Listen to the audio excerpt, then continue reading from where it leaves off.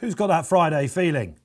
We have in the RP Live studios. Welcome back to another great weekend of action. Friday, Saturday, Sunday, we got you covered. It's the Cheltenham November meeting. Over the weekend, we'll be dipping our toes into Ireland as well as just a certain Morgiana hurdle on Sunday for you as well. Myself, Dave Orton, delighted to be back with you and our sponsors, Betfair, along the way. 4 races for you today. We've got a little bit of a run into the first. Second race on the card, Fergal O'Brien took the first. Art Approval landed a right old punt in that first one. They've had to water. The taps have been on this week at Cheltenham. Amazing scenes. It is the middle of November, but good ground we are pretty much looking at. Great to have you along. Get involved if you're watching on YouTube. Like and subscribe. Let us know you're out there. Let's rev up the chats. Loads of time in between the races today, guys. Plenty of time to give you a shout out. Anything anti-post? Come on. It all starts here, doesn't it?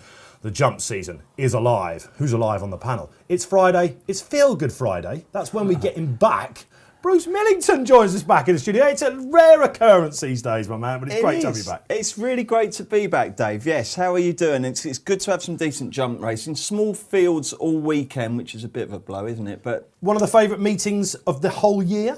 Yeah, right up there, yeah, definitely. Yeah. Absolutely, yeah. No, and I think it gets better as it goes on. I think the Sunday's really spectacular. I'm looking forward to the Schlur, and the Greatwood's great as well. So, 3 fantastic days to come and lots of clues to take in and absorb and to filter. You've got to work out which of the performances were genuinely impressive, which were red herrings. Can't wait for it. You've been busy this morning, of course, doing everything. You've done a postcast as well, haven't you? And you're going to now put your feet up this afternoon and adopt the role of commentator, which we all know you secretly love. Well, I'm quite looking forward to the 220. I might be okay on that one. Just the 2 runners. They're the tricky ones, aren't they? Probably, yeah. Yeah, all right. Yeah. Someone who thinks my Drogo might get beat today is back on the panel, let me tell you. The big bear himself, trading for Betfair, pressing the buttons. It is Graeme Rodway. Great to be back, Dave, as always. Bit of an old school feel about this panel, There is a little bit. It's like 2 years ago, before COVID ever happened, isn't it? Well, yeah, indeed. That was what COVID, absolutely. Let's go to Dublin, shall we? The big hitter is with us all 3 days. I'm delighted to report to you. Barry Orr, welcome along. Good afternoon, gentlemen. How are we all? Good to see Bruce back in the panel and G-Rod as ever, the glamorous assistant pushing all the right buttons. Have I been sacked here, Barry? Because I was always your putter on. I've never done the show and not be putter on. And I was about to lug my laptop into the studio, and G-Rod's got the job now. Can we call that a laptop? I mean, it's... No, it's not. It's an iPad. That's what I'm saying. I substituted it for the I went for the lighter saddle, and I didn't realise I had such a heavy workload. But, Great to have you on, Barry, and we're going to be learning all about the exchange for anyone that's new. But of course, the Sportsbook, big player now each and every show. He was about to say every Saturday. Great to have a Friday, Barry, and 3 days fast and furious. Have we got a Trixie? Yeah, there's plenty going on. I'm going to do a little Trixie to kick things off. Like you say, Dave, this is all for charity, and it's just to showcase the functionality of the exchange and the Sportsbook as well, and how they differ, and the different things that you can do on the exchange that you can't do on the Sportsbook. But one thing we're going to do to kick off with, we're going to place a Trixie, which is 3 doubles and a treble. It's 4 bets in total. It's going to cost us, we do it for a tenner, it's going to cost us 40 quid. So the 3 horses are G-Rod, please. We're going to back Magic Saint in our first live race at 145. Yes, I like that one, Barry. Yeah, in the cross country, we're going to back Banco de Floss. Oh, cross country. Hold on, I'm Yeah, getting myself lost. look, if you will choose G-Rod as you put I mean, on it's about not like it, you can miss those colours either, G, is it? It's like, come on, man. Sorry, I got confused because there's a race in between. Right, and then what's the last one? The last one is in the 330. It's the mare, Current Mood. Oh, Current Mood, yeah. Yeah, we're going to do that for a tenner. And don't forget, with daily rewards, you can odds boost 3 horses daily on Betfair, or you can, if you bet £20 on multiples, you get a £5 free bet as well. So they're the 3 horses. A Trixie, like I said, it's 4 bets, 3 doubles and a treble. And it's cost us 40 quid. We're going to do a win Trixie for a tenner. And fingers crossed for charity that we managed to get at them. Absolutely. Yes, quite right. So listen, safe gambling is what we... it's our MO here, basically, on the show. You don't have to play. Only 4 races. We've got a match bet, OK? We're going to learn loads about that. Or are we? We'll get to plenty of that. There's going to be loads of political talk as well. Let us know your naps for the whole entire weekend. What wins the Paddy Power Gold Cup then? What wins the Greatwood? The Greatwood. I said earlier to Keels, I did a little show with him, and I said it's the highlight of the weekend, which he scoffed at, the Greatwood. 20 runners, which is a bit of a rarity on a weekend like this. Well, it is. It's almost as many as there are in the rest of the Sunday races put together, isn't it? Yeah, no, it's great to have you back. We're going to be talking about things newsy, aren't we, along the way? What's got you When go? you said plenty of politics, I'm like, well, we whoa. like to sort of Really? we like to poke the bear, and we like, I don't know how can we, I don't know, get Millington musing, I suppose, or something like that. But we do like, the news as it happens. We'll get loads of social interaction. Don't forget, you can let us know you're out there. Please do this afternoon. Loads of fillers, but we like to get some news. Is it racing politics or just politics in general? Please, not the latter. Oh, I don't know. It depends what sort of mood you're in, Both really. as bad as each other, they are. Yeah, absolutely. All right, so great stuff. Have we got a really strong fancy away from today? I spoke to the excellent Kevin Morley this morning, our trends guru, and I can tell you this is what you get here: free premium content for the Racing Post on this show, spotlight tips and everything like that. You'll get him in the corner. His nap of the whole weekend is the Sue Smith horse in the Paddy Power, Midnight Shadow. Right, okay. So he's. I can tease you that one. That's coming out. That'll be in the members section at 6 p.m. You've got a strong fancy on the car? I haven't got a strong fancy in that race, but I know it's a very attritional race, isn't it? You don't tend to get that many finishers.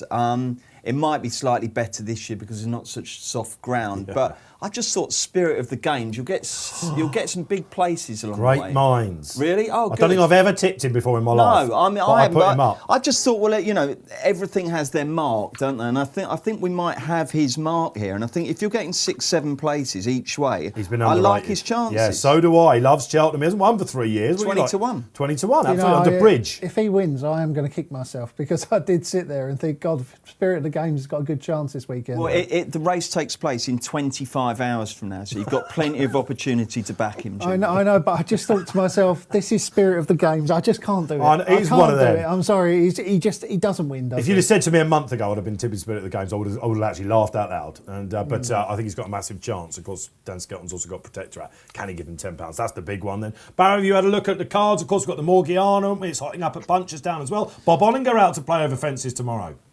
Yeah, it's a massive weekend of racing day between Punchestown and Cheltenham. It really signals the start of the national hunt proper, and we can kick on from here on through to April and into early May. But it's a lot to look forward to, and just you got to tune into Racing Post Live and get all the action as it unfolds. There are people at the track that listen to these shows. I've been bumming into people as the world opens up a bit more. To go, I'd love to get the ear post in. I put it on my phone, and so there will be people there. This is the one day in the Jumps calendar, and I'm going to be controversial, probably more even than the festival, that I will miss out. I love this day.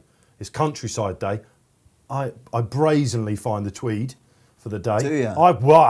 Toe-to-toe all. Did you go and watch those? Think Rich Ritchie. Do they do that thing where the beagles run up the home straight? And, No, they and don't. There's always fellas walking around with big falcons. No, on they arms don't. and That's stuff. point to points, isn't it? They do that at like the hunt. No, they still do. come up. They do today in they Cheltenham. do, yeah. do Do that. they? Yeah, the local hunt. Thank you, Barry. They let the Oh, hounds right, up the track. yeah.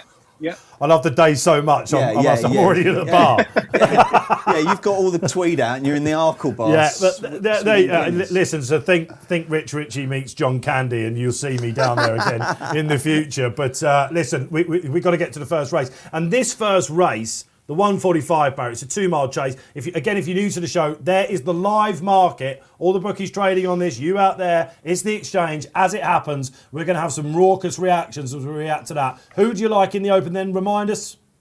Yeah, so the money's for Stolen Silver at the moment with Charlie Deutsch, who he's a keen front runner as well. So he himself and Editor de Gite should set decent fractions here. It's 4.2 Stolen Silver, Editor de Gite 5.2, 5 Magic Saint, and it's 7-8 bar. I fancy Magic Saint in it with Angus Chelida, who's claiming a valuable 5 off the top weight. He's won this race last year off 152. He's back to 152 now. He's got his conditions, good to soft in places. And he's on a very winnable mark as well. He's had 2 wind-ups. The first wind-up he ran okay after it, and then he won on his second run.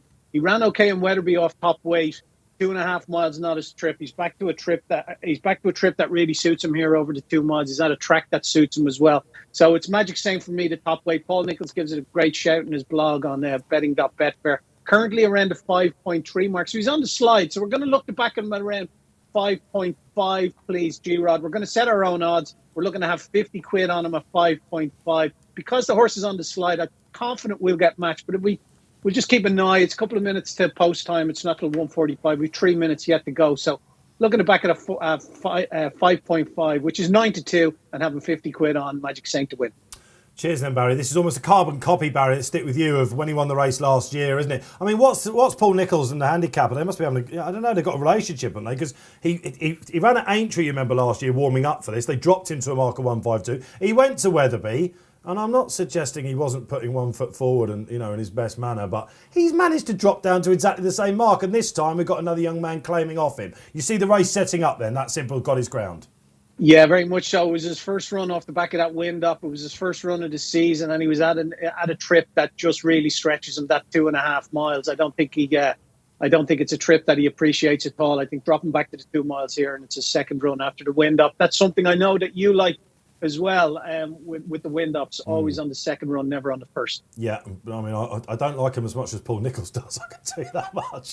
They all seem to get him, don't they? So there you go, he's been well punted in again, really solid claims. Loads of pace on in this. Barry mentioned money. The money also, I think we could say, was Stolen Silver overnight, wasn't it? You could see there in the corner, the spotlight nap, as well as the runners go down to the start. Kills is all over this. He pinged every fence last time at Market Raising, didn't he, Stolen Silver? And Sam Thomas, obviously, before midnight, took out the very similar handicap at the Open meeting in October. However, I'm worried about him getting taken on. He's not for me. Bruce? Yeah, I think he's a bit short. It was a nice little run, but it was 3 runners at Market Raising. I think everyone's got slightly he scampered away nicely, didn't he? But he's just short for me. He can win it, obviously, but I wouldn't want to back him at the price. I agree with Barry about the front 3. I like Magic Saint. It's a terrific record second time up. I think 3 of the last 4 years he's won second time out after a similar kind of run to the one that he reappeared in this time. But I like Bundoran. He's won this, you have to go back 3 years till he's won it. But 18 months ago, he was 3rd in the champion chase. He's a Desert Orchid winner. I love this guy. He's a decent horse. And he was still left in the Schlur until this morning. I just think he's too big. He's second run back from a wind-up, which I like. The first run back, where they always say that they learn to get them to breathe again, he ran really well. So I think he's a big price. G? I'm with Magic Saint, the same as Barry. I just think that, everyone said it already. I mean, he goes well second time out. Nicholls said in his stable tour that the horse always needs a run. He's had the run. He's run off the same mark as when he won last year, but last year I don't think he had a claimer on him. Could be a good day for the Cotton family, couldn't they? They got Gelino Bellino, or whatever his name is. Who do you like, Dave? In the last, I like Cap or Toy. A winning machine for Toby Laws. This is a step up for him, but the race looks like it's going to be run to suit. He listened to his training this morning. In the quotes, he said he's got 1 gallop. Well, it's a pretty quick gallop. If they go tearing off up front, I think he could be underrated. I mean, I love Bundoran. I've had a little bit on him as well. I just love him. I think this was the last time I attended this meeting when he won in 2018. I was down at the second last. He cruised round like a good thing. Paddy Brennan afterwards, I remember hearing him talking. He said that it was one of the best things I've ever ridden pre-race on a racecourse, and his poetry and motion, he's got everything in his favour. All right, good luck wherever you're playing. Barry, they're about to go off. Stolen Silver definitely going to go off, Fav?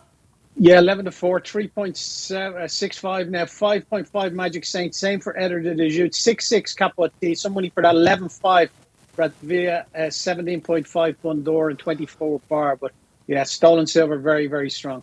Cheers, Barry. All right then. Could be a bit of a pace burn up here, could it? Looks that way. Between him and Editor. Yeah, you've got Bundor and the lights to get on with it as well. I bet Moon over Miami, as I say, Fangio can get on with it. Editor de Geet, it's whether he can stay in the race for that long if you're with him. Is he better on a flat track? All right, then I'm going to hand you over, delighted to say, for the first of many races for us here up until Sunday we go. Bruce Millington. OK, 2 miles on good ground at Cheltenham. They will not hang around here. They are off and running. And early on, Fangio and Stolen Silver and Editor Gigi, as we expected, are all up there. Slight peck by Stolen Silver, but nothing to worry about. Settling in nicely in behind Magic Saint and also Bundoran, and on the outside, Cap Orte. Editor Gigi jumps the second fence first from Fangio and then Stolen Silver. So I haven't gone mad on Stolen Silver, chaps, has he? Anything price-wise as a result of what we've seen so far, Barry? Just Capote seemed to pitch down his nose after the second. He went out to 9.6 off the back of that. That's the only thing to report, really.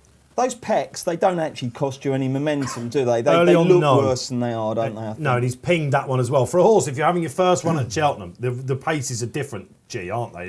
It's just a different type of pace. Oh, he took a chance He's there. very patient here on Stolen Silver because Editor de Gite is now 8 to 10 lengths clear, G-Rod. Has that surprised you? Yeah, he's a little bit, and he said he's a bit keen Stolen Silver as well, almost as like he wants to go and chase this lead. And Magic Saints had settled quite nicely. Don't you find that with leaders when they can't lead or when they're asked to do something different? The reason why they lead most of the time is because they settle better in front, don't they? Yeah, well, it's like their mentality, isn't it? Like some horses like to lead the herd, don't they? It's natural.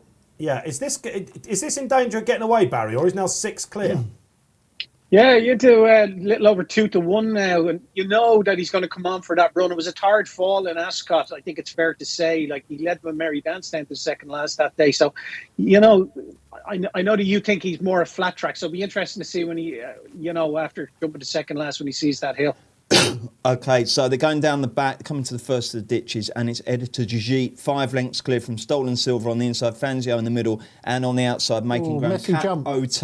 In behind those is Bundor, and Magic Saint probably throwing up the odd distress signal, is that fair to say, chaps? He's not jumping very well, On the Bruce. outside, the long gone shot massive in move running. over Germany is going well. Bundoran's chances were done no favours by that jump. Yeah. Still out in front is Editor de Gite. But the pack are closing nicely. Cap Ote going well on the outside. Yeah, he will finish strong, guys. There's no doubt in that. But I don't know.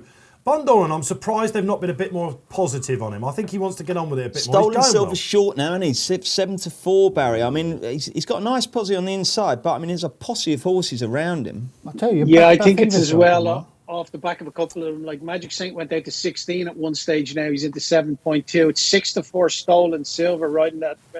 He's a bit of a waiting game. 6-6 Batvia. Yeah. That's the one that's come in for good support now. Okay, Capote has backpedaled out of it. There's probably 5 or 6 can win this. Editor de Gite is leading. Stolen Silver clear second now and taking dead aim. Also in the mix is Fanzio. Still on the outside is Magic Saint. Bundoran going nicely in 5th. And just on their heels is Bathiva, the Fergal O'Brien horse, looking for a double. So this is the fence down the bottom, which used to always take some prisoners, and they've all got over it okay. Editor de Gite is not stopping, but nor is Stolen Silver, going really well. Magic Saint rousted on the Bathiva's outside. Bathiva is cruising, Hatcher. and so is Bundoran yeah. going well, my friends. Come on, the yes, Doran. Hatcher is joining in now on the back. So Stolen Silver looks like he's in pole position. He's got them all snapping at his heels, but he's the one whose jockey, Charlie Deutsch, he's waggling his arms. The Neither lead. proven up the hill here. Right, he's still got to catch Editor. Editor Good jump. two out. Great jump, a length Bundoran. clear. Stolen Silver is now 2 lengths behind. Editor de Don't Gite think they're coming gonna to get the him. last in front. He's only got to jump in, good but he's jump. 2.5 lengths clear. Quick peck from Stolen Silver. He's in won't second. get him, I don't think. Will he get him? Oh, is he Oh, stopping? this is going to be a bite, is it? wandering All around. over the place. Ingemar standing Oh, there. Keels is my going goodness, mad. What's happening here? Stolen Silver is Will he coming find on. more? Will he Really find more? straight Will he up. find Editor more? de Gite is just Oh, about just to held on. hold on. From Stolen Silver, Bundoran gets 3rd. That was a good idea. It's back in win only. And the rest was strung out. What an amazing race. That was sort of shades of... who was it? Might bite. No, yeah, Might Bite and what's else? his face? Who was the other one? Yeah. God, what's he called? Anyway. Isn't it great to have remember Scarlet his Scarhill, as we call him, back in? You win red-faced on the first Oh, I do race. go, Bruce don't is I? back. Great call. Barry, there's just something about this hill, isn't there? Unbelievable, yeah. Would you believe that the runner-up Stolen Silver hit a low 1.14, which is 7 to 1 No on, way. 372 quid, 896 done at 13 to 2 on. Yeah, so that was the lowest Stolen Silver. I think some punters thought once the winner started to veer towards the stand side that he was going to get up, but unfortunately enough for his supporters. Editor de Gite, Game made every post a winning post. I was waiting for Bruce to say that one. He went out to a high of 8.0 on the exchange just for a fiver, though. He's a game. Great to see Gary Moore's horses are absolutely flying at the moment. Great to see, considering the sickness or the operation that the son had to go through and everything that went with that as well. Josh, yeah, absolutely. Josh. Here the recovery's going well. I mean, look, just when you think it's going to be all simple, G. One thing I was thinking about when Editor G, Gary said this morning in the paper, we think he's a flat tracker, but, it's remarkable around Cheltenham, isn't it? How many, whatever the distance, front runners, it was around about this time last year where we started going, hang on a minute, cloth cap, and the Ladbrokes Trophy, all that sort of stuff. They just dominate, don't they? But this hill, if you've got any sort of resolution issue whatsoever, not that you have. He won though, didn't he? He won. He did, Yeah, of course he won. Yeah. You know, he got Is he over the value line. for further then? You see it a lot. There was a horse the other day at Carlisle called Warlord who did the same. He went to You the only last. mentioned this because you tipped it. I did tip it, yeah. He went to the last.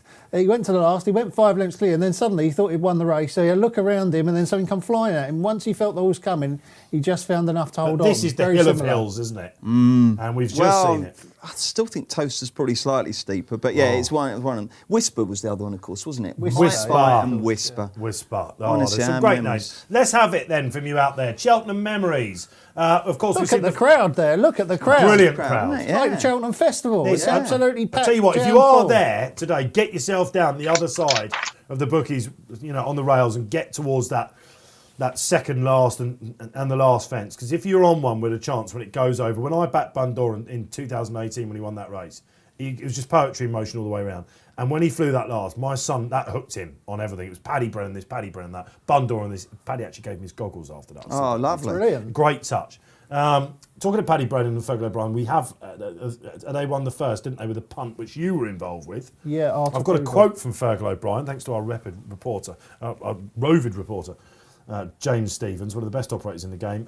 Liam Harrison had a bad fall yesterday. That's why Peter Kavanagh was on. That's was Peter he? Kavanagh who rode that. It's his first ride ever around Cheltenham. Oh, I was saying how good, much of a good ride Liam Harrison gave it in the office. And it was Peter Kavanagh. Were you? See, there you go. Yeah, absolutely. Do your homework.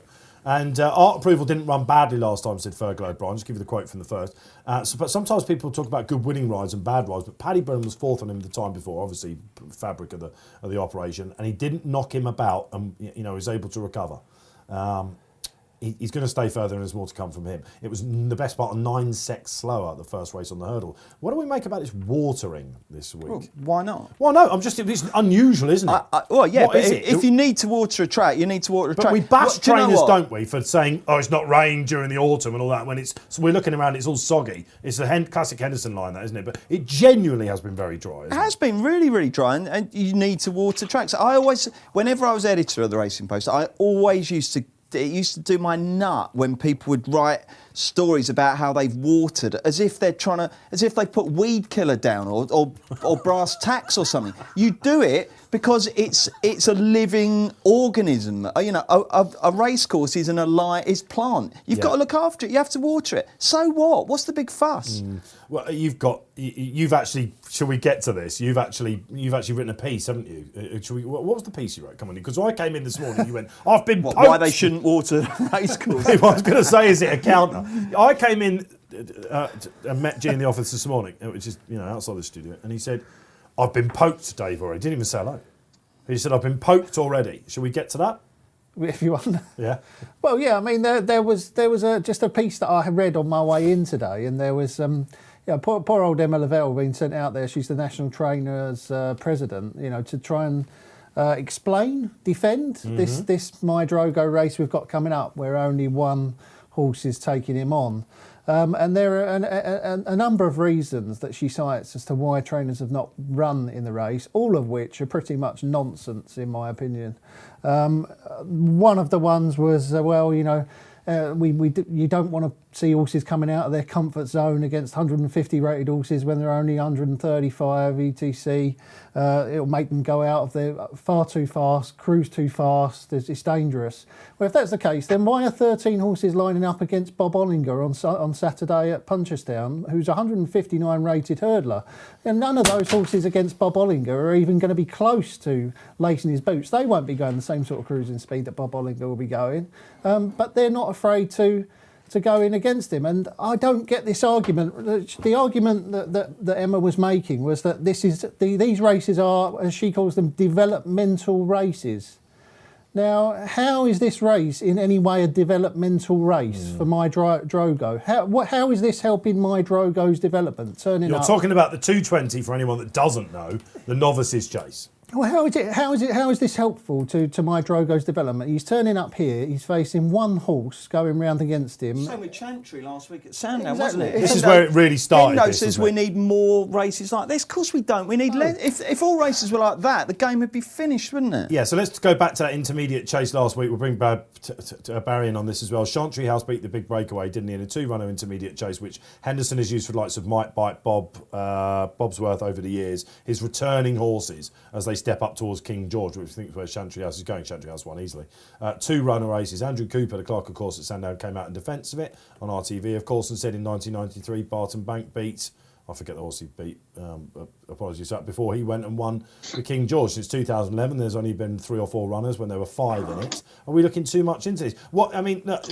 These races are designed, aren't they, to give the very good horses a stretch out, really, aren't they? Yeah, but they don't need it, Dave. They don't need it. That's what a gallop's for, if you want to give them a stretch out. Yeah, exactly. A race is a race. And horses, in my opinion, don't learn from running against one horse or two. So look at last year. There was a horse last year called Envoy Elen, right? Oh, I've heard of him. Yeah. Never. Right? Let me Google. Now, he was a bit like my Drogo coming into last season. He was like a real big hype horse, the most exciting horse in Ireland. He scared off every opposition he went. He faced, I think, 4 runners twice and 5 runners. I know where you're going with this. You Right? should get to it. And then he turned up at Cheltenham, and what happened? Yeah, he took a fall, didn't he? Yeah, he ended up on the deck. And the reason, I think, the reason that is because he didn't have a proper race. He didn't have proper match experience. Yeah, he did. He hadn't had a proper race going in. Then suddenly he turns up at Cheltenham. He's going proper championship pace against proper horses. He's like, oh, I've not done this before over fences. And before you know it, he's on the deck. I don't think they're not development racers. They're not actually helping these horses. Connections are very quick, Bruce, aren't they, to say after a horse has its handicap debut and looks green in a hurdle race, he'll be much better for the experience. So, geez, probably onto something. They sort of turn it on and off. Exactly. It's not experience jogging around Sandown with one other horse. You don't even get that at home. You're normally going upsides a couple more, aren't you? So, no, it's no good whatsoever. And also, the way people are talking about good ground as if it's like good ground is the new firm. Good is perfect. Yeah. That's what good is. Yeah. I agree. You know, I know some horses do appreciate a bit of cut, but there is a little bit of cut in that as well. It's really disappointing. And you used to get these trainers who would snipe the prize money because they'd sniff an empty race like some of these, and they'd just go after 3rd, 4th and 5th prize money. You're not even getting those anymore. John Cornwall runner or something like that, absolutely. All right, Barry, you've heard the panellists' thoughts. Lots being said about a missed opportunity, the fact this is on ITV, this race. It's a match. What are your thoughts on the My Drogo procession? Yeah, from a spectator point of view, it's pretty poor, isn't it? And you're not going to learn a whole lot about My Drogo or Gin on Lime. It's going to be a little of a game of cat and mouse. It's unfortunate. A lot of people say these novice chases, you know, especially in the UK, that there's just not enough horses to go around. But when you look at My Drogo, right, he's rated 155 because they transferred their hurdle rating to chases.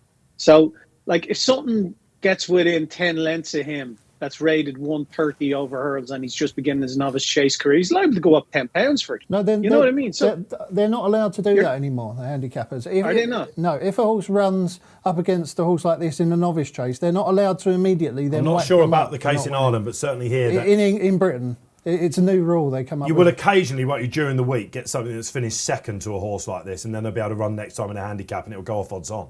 You know, because the handicap mark's not been able to change. If the handicapper was allowed to have his way, he'd be able to run it up. So it's not like he's scaring things off then. So why is... I mean, if you look historically at who's won this race, just bear with me while I get it up.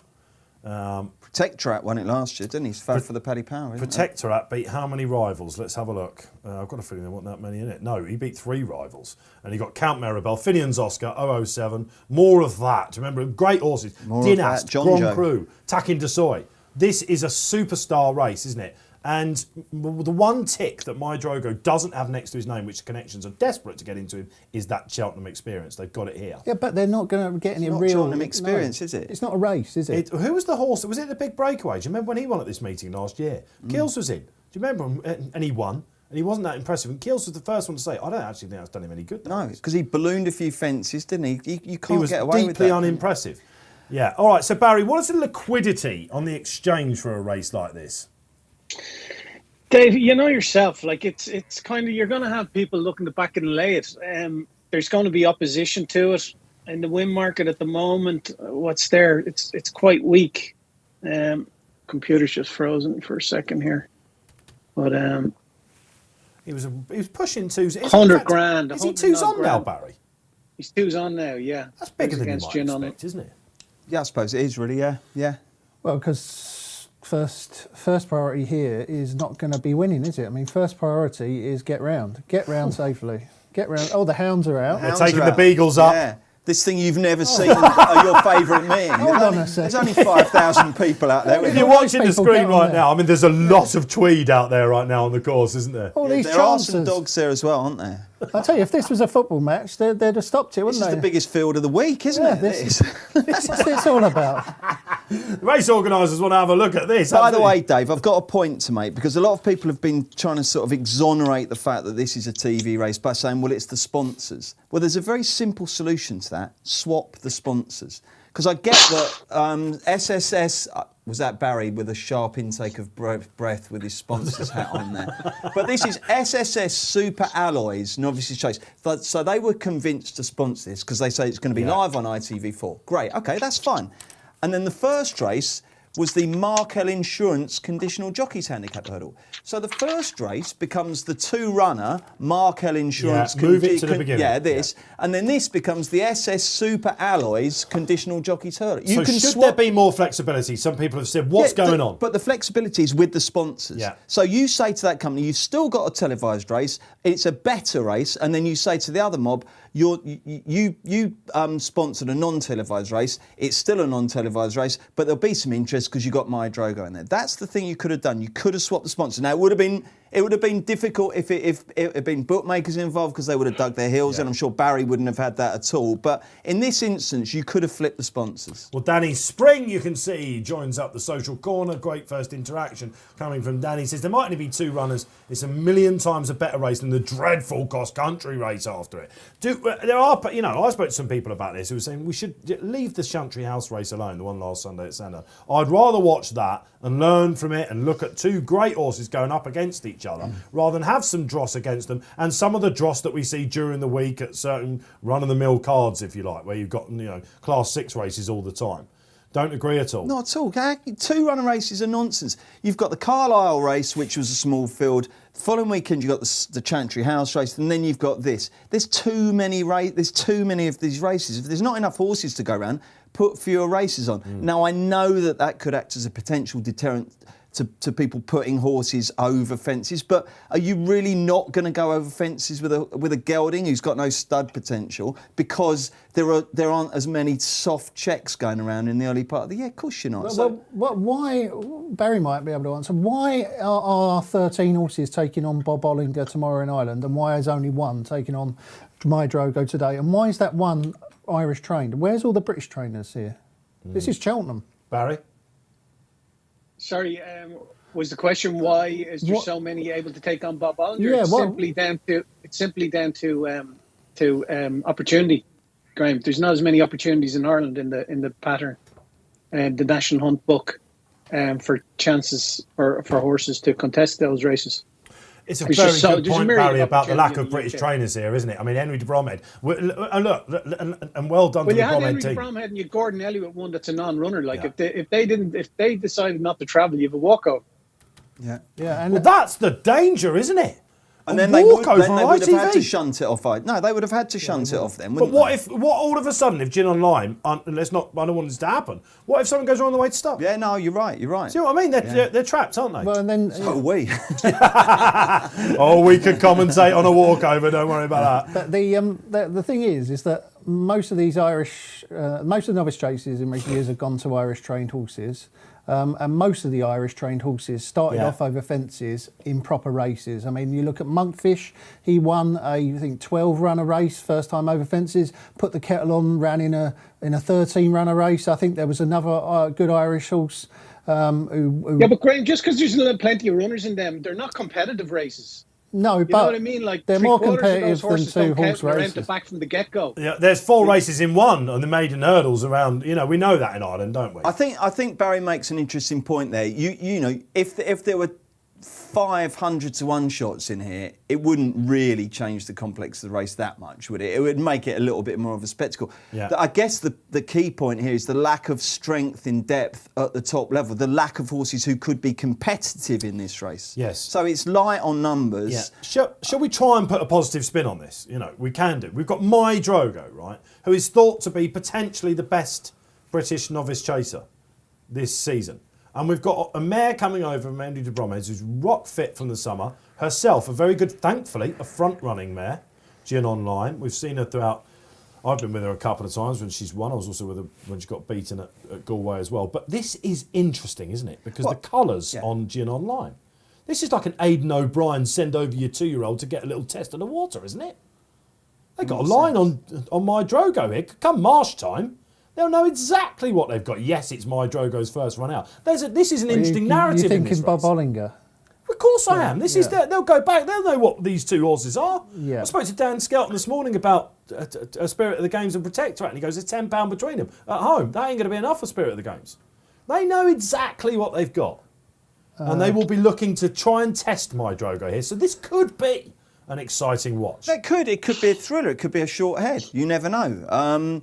But the trouble is, you have to really, press hard on the enthusiasm button because it's a 2-runner race, don't you? The button's worn over here. Don't get me you've wrong. been smashing Let's it see there. what the audience think. Then, what are your views on 2-runner races? Let us know. This is your forum this afternoon. Well, what I want to know as well is, do people just like to see good horses? Because we had this discussion with Posty, who was in last week, and I was not having a go at So Royal, but I was saying, look, this is not much fun watching So Royal. He was like, oh, it's great. You wanted Goshen to run, didn't you? Yeah, I wanted Goshen. And Posty said, well, it's great. Look at how great he's a great horse, isn't he, So Royal? Look at how fantastic he is. He's winning, he's a great horse.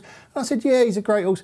Are you just happy to just see horses turn up and go, oh, he's a lovely horse, isn't he? Let's see him win this race. Because it seems some people in racing, that's what they think. They think, well, it's great just to see My Drogo anyway. And that might well be the way that people see it. But for me, racing's about the puzzle, and there's no puzzle here. Yeah, well, all right. So, I don't know. Will we learn from this? That's another question for you out there as well. Talking about our community out there, which we love, on YouTube and Facebook Live. Welcome along if you just joined the party. Mally Draycott had the first one. I've seen a few booms going on. One of our regulars. Happy days. Did you get art approval as well? Come on, let's have some naps as well. But some anti-post tips as well. Will we see any ripples from the champion earner market? We've got a Morgiani. You've seen the field now. Sunday at Punchdown. What is it? 2:05. We've got the Greatwood at 2:55 or whatever. Could Tritonic or someone step up. No Ordinary Joe. There's all these fascinating horses running this weekend. Cheltenham Memories, let's have it. I mentioned No Ordinary Joe to Keels just in the can't office, have it, can and he said that's the lay of the weekend. Yeah. So he doesn't like No Ordinary lays of the Joe. weekend as well. Let's have them. Who's against My Drogo? Come on, let's have it in. Shall we go down? I mean, has anyone tipped against him? Let's go to Barry first. Barry, how do we play this race? Yeah, so I'm going to lay him in the distance market. Oh, I was going to say, have we got a distance market? Good. Yeah, on the Betfair Exchange, you can the 4 different markets are up to and including 8 lengths, between 8.5 and 15 lengths, 16 lengths or more are My Drogo not to win. So My Drogo not to win is like, obviously you're laying him, backing him not to win is the same as laying him. So up to and including 8 lengths is 3.15, 16 lengths or more is 7-2. The only way he'll beat her by 16 lengths or more is if she falls or if she makes a really, really bad mistake. And she's ran in 7 chases. Now, obviously, she's to carry a penalty as well for some of those wins. So she's not getting the £7 mere allowance that she'd ordinarily get is negated by those penalties. But yeah, G-Rod, I'm going to take 40 quid out of 16 lengths or more. My Drogo to win by 16 lengths or more. It's happy to be a price taker here around the 7-2 mark. It's quite an illiquid market. That means there's not a lot of money in it. So we'll go in straight away, 7-2, 4.5, take 40 quid at the backer stake. My Drogo to win by 16 lengths or more. Barry, you know the danger here, don't you? And as I've said on this show quite a few times, I bet a lot of distances. And it's the best thing about small fields is that the distance markets really come alive then. And the danger you've got here, okay, is if they jump the last, My Drogo's 4 or 5 in front, Rachel accepts it, and then she properly accepts it, and all of a sudden she goes motionless. and Harry Skelton just keeps My Drogo up to his work, and then they focus in on My Drogo, and you're going, where the hell's Gin and Lime? Where is she? Where is she? Where is she? And Rachel's just basically lit a cigar. I've been with you many times when we're honestly. celebrating a championship performance, and you're going, God, they're the third and the fourth and all that sort or of stuff. If I've bought the distance, I'm going, accept on the second. When do you scream at the telly? That's another great. This is a great bit like, social. like betting handicaps in NFL games, isn't it? When Yeah, you're like, exactly. oh, they've got to cover the spread. You care more than they do then. Yeah, well, exactly. That is part of the game, isn't it? All right, so Barry, distance mark is expecting something of a procession here for the Great White Hope, according to Dan Skelton when I spoke to him earlier in the week. There'll be people who think My Drogo's bettable here. 1.53 now, all of a sudden, 8 to 15. I'm not being funny, but I'm nearly one of them. That wasn't funny, no. No, Dave Orton not being funny. Social hook, everyone. No, I like Gin Online, but she is. I know she's a marker for this, and if Drogo gets round, Dan will want him to be desperately impatient. You see what third time lucky did at the October meeting, right? Yeah, and with Gin Online, I mean, the fact that she's had this like busy summer campaign, does that kind of suggest that they don't think she's absolute top notch? They just decided to. Maybe she's got good ground action, so they want to win a few quid during the summer. It's not how you campaign your number one Cheltenham hope, is it? Now, Yeah. all right, to be fair, if you were Henry de Bromhead's number 20 Cheltenham hope, you'd still be a good horse. But my point is it the fact that they've just been mopping up during the summer, and now she's going to have a break after this race? De Bromhead's already said that. Does that suggest that perhaps, you know, My Drogo isn't taking on an absolute superstar here, hence 1.6, 1.51 now, so better than two's on. I mean, there will be people who love this, and they don't care that it's two-runner race. They're seeing pound signs. What do you think we're going to learn about My Drogo I was waiting for this to come up. in this race? I once sat on television with Matt Chapman, and Rock on Ruby made his chasing debut, I think it was, at Doncaster. We argued about whether we'd learn anything or not. I think just the fact you're watching it tells you you're learning something about it. We learned he actually wasn't as good a chaser, if you remember, the great Rock on Ruby. But we've got to learn things here. It's Cheltenham, like we did with the big breakaways. Well, no, you might not, Dave, to be fair. You might not. He might jump round, she might fall. You know, something might... It's not guaranteed that you're going to come out this and go, OK, I now know My Drogo. Do you know why I think we always learn something? Because obviously I started off, you know, as an analyst at the Racing Post. There will be an analysis. Before you became a TV star. That was your day job, wasn't it? Absolutely, yes. Senior analyst, I should say. And winds G up, Very absolutely important. something wrong. But no, exactly, that's right. And I would be... This is a race, even though it's two runners, I would be looking forward, especially as a jumps racing fan and analyst, whoever's doing it out there, I think it's either Tim Mitchell or it's Marcus Butland doing it today. They will be really looking forward to writing about My Drogo and telling you what he's going to do in the future and all that sort of stuff. So it's an analysis not to miss. You'll get the quote from Dan straight away afterwards, which we'll try and play on the show. Dave's got me revved up for this now. He's doing a great job here, isn't he? I've got to say, he's doing a fantastic job. Do you remember when we used to get the members club offers and you used to say we were bad QVC salesmen? I think I've learned from you on that. Absolutely, you are now a proper QVC There are some people that would be laughing at the thought of me being a salesman. This is going to be magnificent. Well, I sell cheap broadband, don't I? You know, PlusNet and all that sort of thing. By the way, Dave, when you were geeing up the weekend earlier, we shouldn't forget that at Lingfield, Pile Driver runs. Someone had to mention the flat, didn't they? Yeah, but normally, no, you know me, I'm jumps first, flat second. But Pile Driver, It's 6 to 4 exciting, in the Churchill Stakes. We're covering that great. tomorrow on the show for you. A Group 1 winner. You know, there's actually 2 Group 1 winners running at Lingfield tomorrow. Who's the other one? The Last Lion. Oh my Lord, Lazarus Lion. Yeah, he won the 2016 Middle Park and makes his first start. This is an unbelievable story, tomorrow. isn't it? Wow. Yeah. He's a 7-year-old. Did he go to stud? Yeah. He was one of those horses that didn't 2 or 3 of them get retired at 2 that year to stud? And everyone's like, oh God, this is an awful new trend. 2-year-olds getting retired stud. And he's back now. He's back. 1,800 and odd days off the track. way. He's back in the listed race tomorrow. And I think there's only been 4 horses in the last 10 years or whatever who won a Group 1 and then went on to the all-weather. Next time you've got 2 of them on the same day tomorrow at Lingfield. What's the chances of that? That is something else, isn't it? Yeah, so we'll be covering them because, of course, the All-Weather Championships is alive. Absolutely. Who is it tomorrow? Who's in the team tomorrow? It is The big man, yeah. Paul Keeley and Natalie Green coming on. Natalie Green's doing Sunday as well. Well, Matty Batch will be on Sunday. It's fantastic. Perhaps a good time for us to tell you that Monday evening's just got a lot more interesting as well. Oh, go on. Tell us more. Because we are, for 3 times for the rest of this year, doing Racing Post Live Extra. Oh. We're looking forward to that, Barry, aren't we? A look back at the weekend and what's to come. Yeah, that'll be a great show. Really looking forward to that. Like you say, reviewing all the action from Cheltenham across the 3 days, and obviously Punchestown as well. There'll be plenty of reaction to that. I think you got a special guest on Monday to kick off proceedings, Dave.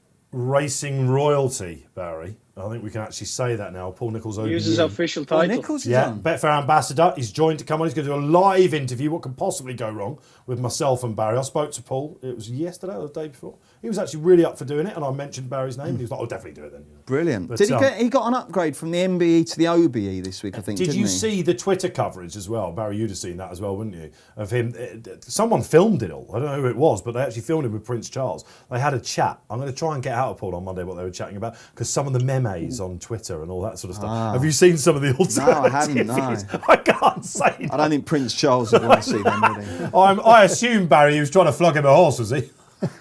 Yeah, some of the jokingly, some of the memes that you were talking about are unrepeatable. That's for sure. They've been fantastic, actually, haven't they? They're out there if you want to go and check them out. So look, we're looking forward to that 6 p.m. start. Kate Tracy joins us as well. A look back at this weekend, some thrills and spills from these guys, and Saturday and Sunday as well. And we'll be looking forward to it. I mean, let's face it, Barry, it's one of your biggest days in the calendar, 20th of November. 20th of November, Betfair Chase. Yeah, can't wait for it. We've got the 5-day decks out on Monday, Dave, and we'll be discussing that as well, obviously, and we'll have betting on it. But it's shaping up to be a race for the ages, really. Obviously, at the head of the market, you've got Plotard or Henry de Bromhead, runner-up in the Gold Cup. Wants to be going left-handed. He's a sure runner. Champ looks a sure runner, waiting patiently. Next Destination. And you've Bristol de Mai, who's looking to equal Cotto Star's 4 wins in the race. So what an achievement that would be. It'd be an eye on the weather for all connections of Bristol de Mai. But, God, if he could win 4 of them, that would really, truly be magnificent.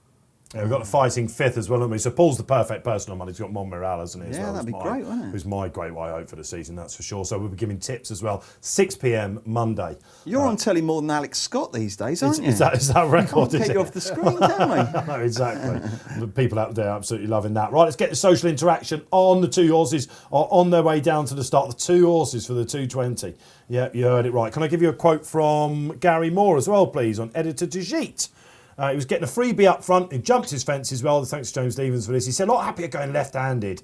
He's probably just got tired at Ascot. Newbury next for him. And Sire de Grugy, obviously, the same. I was going to say that. Lucky owners, aren't they? Yeah. They're from round my way, actually. Very near to me. They have a butcher's shop in Sanderstead. Oh, Palace do they? fans. Yeah, Palace fans. Good guys. You're really you're nice everywhere, people. aren't you? First winner for Neil Houlihan as well, the jockey. Yeah. Irish kid. At First Cheltenham. winner for him. Yeah. They put a lot of eggs So in his both basket. the first 2 races, we've had first-time winners on board, haven't we? Yeah, it's a big season this for Gary, isn't it? Because Goshen's got a lot to prove, isn't he? And he we does, didn't see him the other day. Where do you think we might see him next, potentially?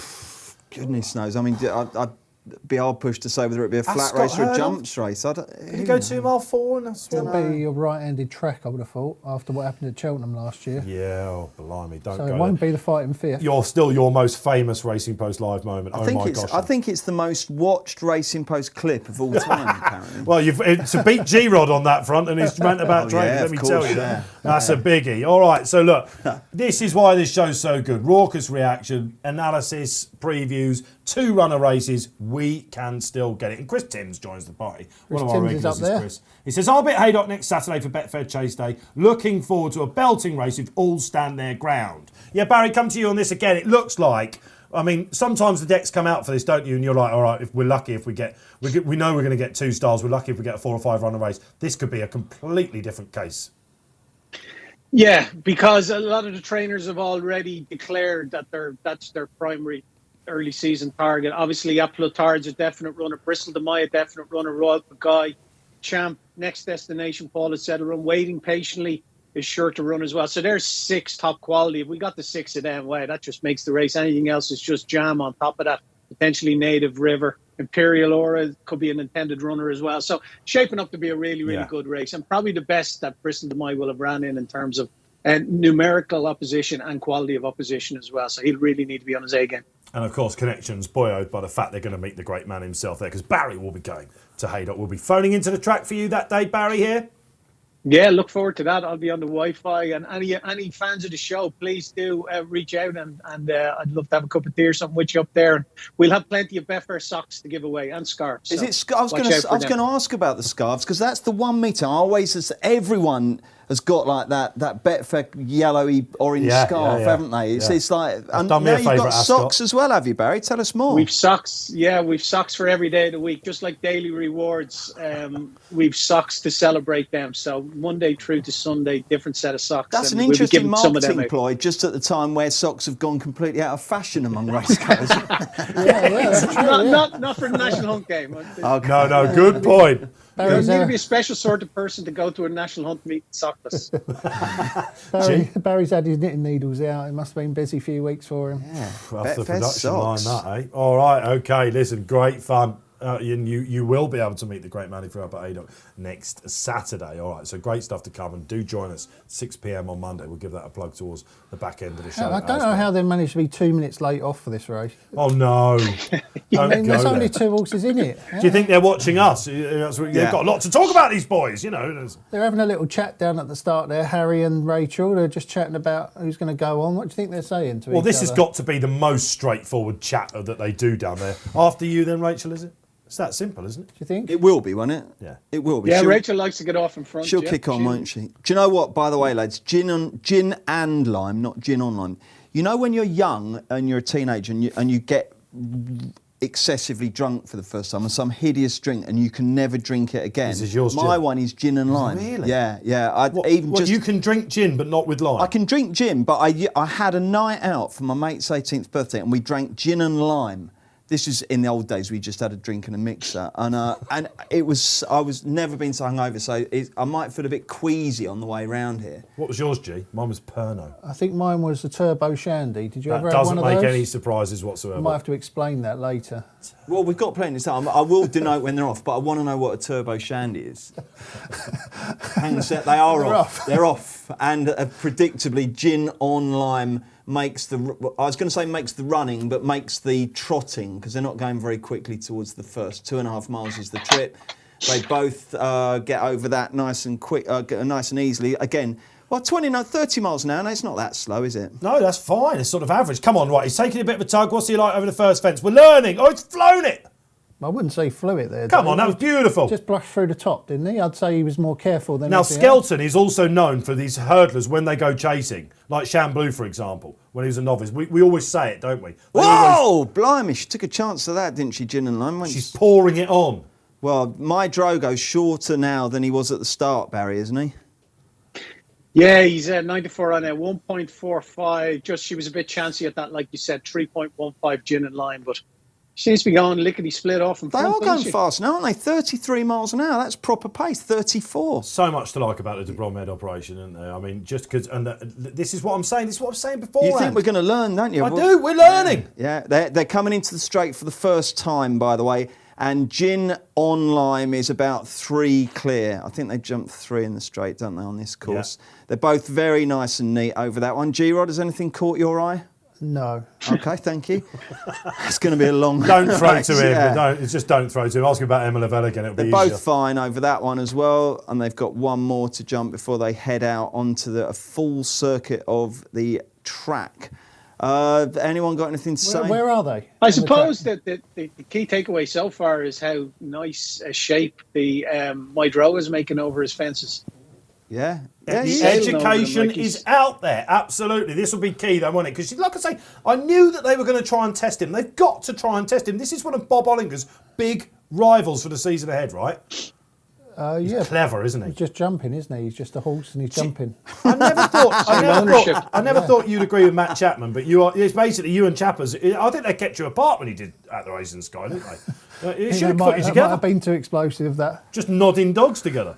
I don't think it would have been explosive, it would have been one-sided, wouldn't it? The possession stats on you and Matt Chapman would be about 99-1, wouldn't they? Anyway, they're heading off. She's going out to her ride a bit gin on lime, is she? Yeah, she is. Yeah. Is she nudging along? The pace has dropped, hasn't it? He followed her 25 miles an hour now. Yeah. So that's obviously to do with when the fact does he make a move, Harry G? When the one in front stops, I think he'll go past her then. What's the distance bet? What do we want? Under 16, don't we? Yeah, well, at the moment, that's looking good, Barry, isn't it? How short is he now, Barry? That's 2-1 on long gone. 136 now, so he's Why is 4 he to shorter? 11. Why is he shorter now when Because he's got 4 lengths to they've make seen up? him in action, haven't you? You know, listen, he should be no excuse. I don't get that. I don't get that. I wouldn't back him now on what we've seen compared to at the start. Because he's got less obstacles to jump. Yeah, but he's got 4 lengths to make up. Oh, And he he had a wasn't little clever reach. there. His back Yeah. legs just got caught on. Made a mess of that one. He did. Who said 2-runner races cannot be exciting? Me and You. so far And the rest of the proven public. right. Better Oh, there. that was a bit better. She They're reached both for it as okay well. on that. Yeah, still pretty much as you were. 1.35 my Drogo, 11 to 4 Gin and Lime. I could back Gin on Lime here. I could definitely back her. She likes to get on with it. They weren't very positive on her when she got beat at Galway, and she Out keeps to her a right game again. there. Whoa, she's gone. Yeah, he's gone right. Oh, out now to he's the right warming there. up. Come, let Harry take a pull there. This is third time lucky he let him go, didn't he? This one is. Are we 4 out here? Where fitness comes into it now, does We're it? 4 out You wouldn't now, be aren't worried we? with the skeletons on that front. Let's. Still 2 lengths clear, by the way, Gin on Lime, folks. We're and coming 5 up to 2. the trickiest of tricky fences, G. Yeah, when there's a big field, but when there's only 2 in it, I expect they'll both jump it nicely, Dave. The pace has increased again as they go down the hill, and they are approaching 3 out. And Come on, then. it is Gin on Lime. 2 lengths clear of my Drogo. Harry Skelton is not fussed. Let's He's see gone how for the they big jump. one. Oh, it's And beautiful he blew as it. well. Beautiful jump that by the Fav, I must say. But he's still got 2 lengths to find, but he's down Dan's arcing not into the doing the, outside. Here we go. He's going to go. This is Harry He's Skelton. He can't help challenging- himself, Harry, can Challenging he? on the outer as He they're cannot about to help himself. swing in. Race is over now. They're right next to each other now. They're 107. upsides. 107, the Fav. Here he goes. Rachel Blackmore beginning to push out now. They are still absolutely side by side. Oh, your 16 Not lengths too could be far, in danger Harry, here, not too Barry. far. I mean, no, they're neck He's and neck. under, here. isn't he? They're still neck 2 and neck. out. They're still out. They're neck and neck. 2 out. Oh, no! No! She's not gone! She's not gone! believe Oh, I it. don't believe it! My Unbelievable scenes! My Drogo has fallen, she and stayed the other one, on. she stayed on somehow, and she's only got to jump the last to win now, Gin on Lime. Oh, she's only got the she's last. over. Have you ever seen anything like Absolutely it? mad. Hold She on. could get taken out here. No, 2 she's- runner races is where Oh, it's at. This is one of the most exciting races I've ever seen, Dave. You were right. I will just try and make quickly sense of that if you haven't seen pictures. So basically, they're jumping the second last, up sides of each other. They've both made a massive mess of it. Harry Skelton has come off my Drogo. Somehow, basically, Gin on Lime's sort of legs have almost telescopically folded under her, and she's become like a little bench. And Rachel Blackmore's just carried on sitting on her, and then the legs come back up like Thunderbird 4, and she gets going again. Is that a fair description? I just don't know what we've just seen there, Barry, or make some sense of it. That's unbelievable scenes, Jeff. My word. I've never seen anything like it. It looked like both of them were gone. Somehow Rachel Blackmore has managed to stay on, and she's landed a 1 to 33, 430 quid match at 1 to 33 on my Dogo, 1,500 quid at 1 to 25, 4.5 grand at 1 to 20. Just absolute scenes in Cheltenham. Oh, my Unbelievable. goodness. Your heart has to go out to my Drogo and Connections, because he was obviously, he just come to pick it up as well. You know, that Harry Skelton came in for a lot of flack off the back of his ride on Chamblou that he went too early, but just looking at it again, the horse just buckled on landing, couldn't get his landing gear out in time and pitched him out over his head. That's all it was. He actually jumped the fence well. He did. just couldn't get his front legs out in front in time, and Harry just pitched out over his head. Rachel looked like she was going to go out the side door as well. How she she managed stayed to stay on? Unbelievable. Unbelievable. Bench. It was like He has actually clipped the very top of the fence. Whether that makes any difference on the landing, I don't know. But we'll have to see what Harry's going to say about that. He will be on the floor, Barry. You're absolutely right. I mean, You know what's going to happen? Harry's going to come in for more stick again, like he did off the back of the Chamblou ride. And I do feel sorry for him, because I think he's a very, very underrated jockey. I think he's a very good jockey. But the Twitter trolls and all the superheroes online will be telling Dan Skelton and Connections what they need to do. And it's a load of pony, because, you know, I don't think there's anything he could have done about that fall. Dan Walsh, who's in the gallery for us this afternoon, producing with Will Carey, has just sent me a message as well. So have a look back. He said, does Rachel's foot touched the floor. Stewards, question mark. I don't think that in She's itself, not out the saddle, is she? No, it's... How often do you win a race by touching the floor? The rule is don't dismount. She's perfectly okay to touch the floor. Well, and let's just talk about that sit before we talk about Harry and the My Drogo and what we... I mean, just when we thought... Let's face it, guys. We all looked at this race, didn't we, with knowing we were on RP Live. 4 races, plenty of fillers, and we were like, this will be the procession testing race. You got to love this game. It's amazing, unbelievable, isn't it? And Barry, you win your distance bet, don't you?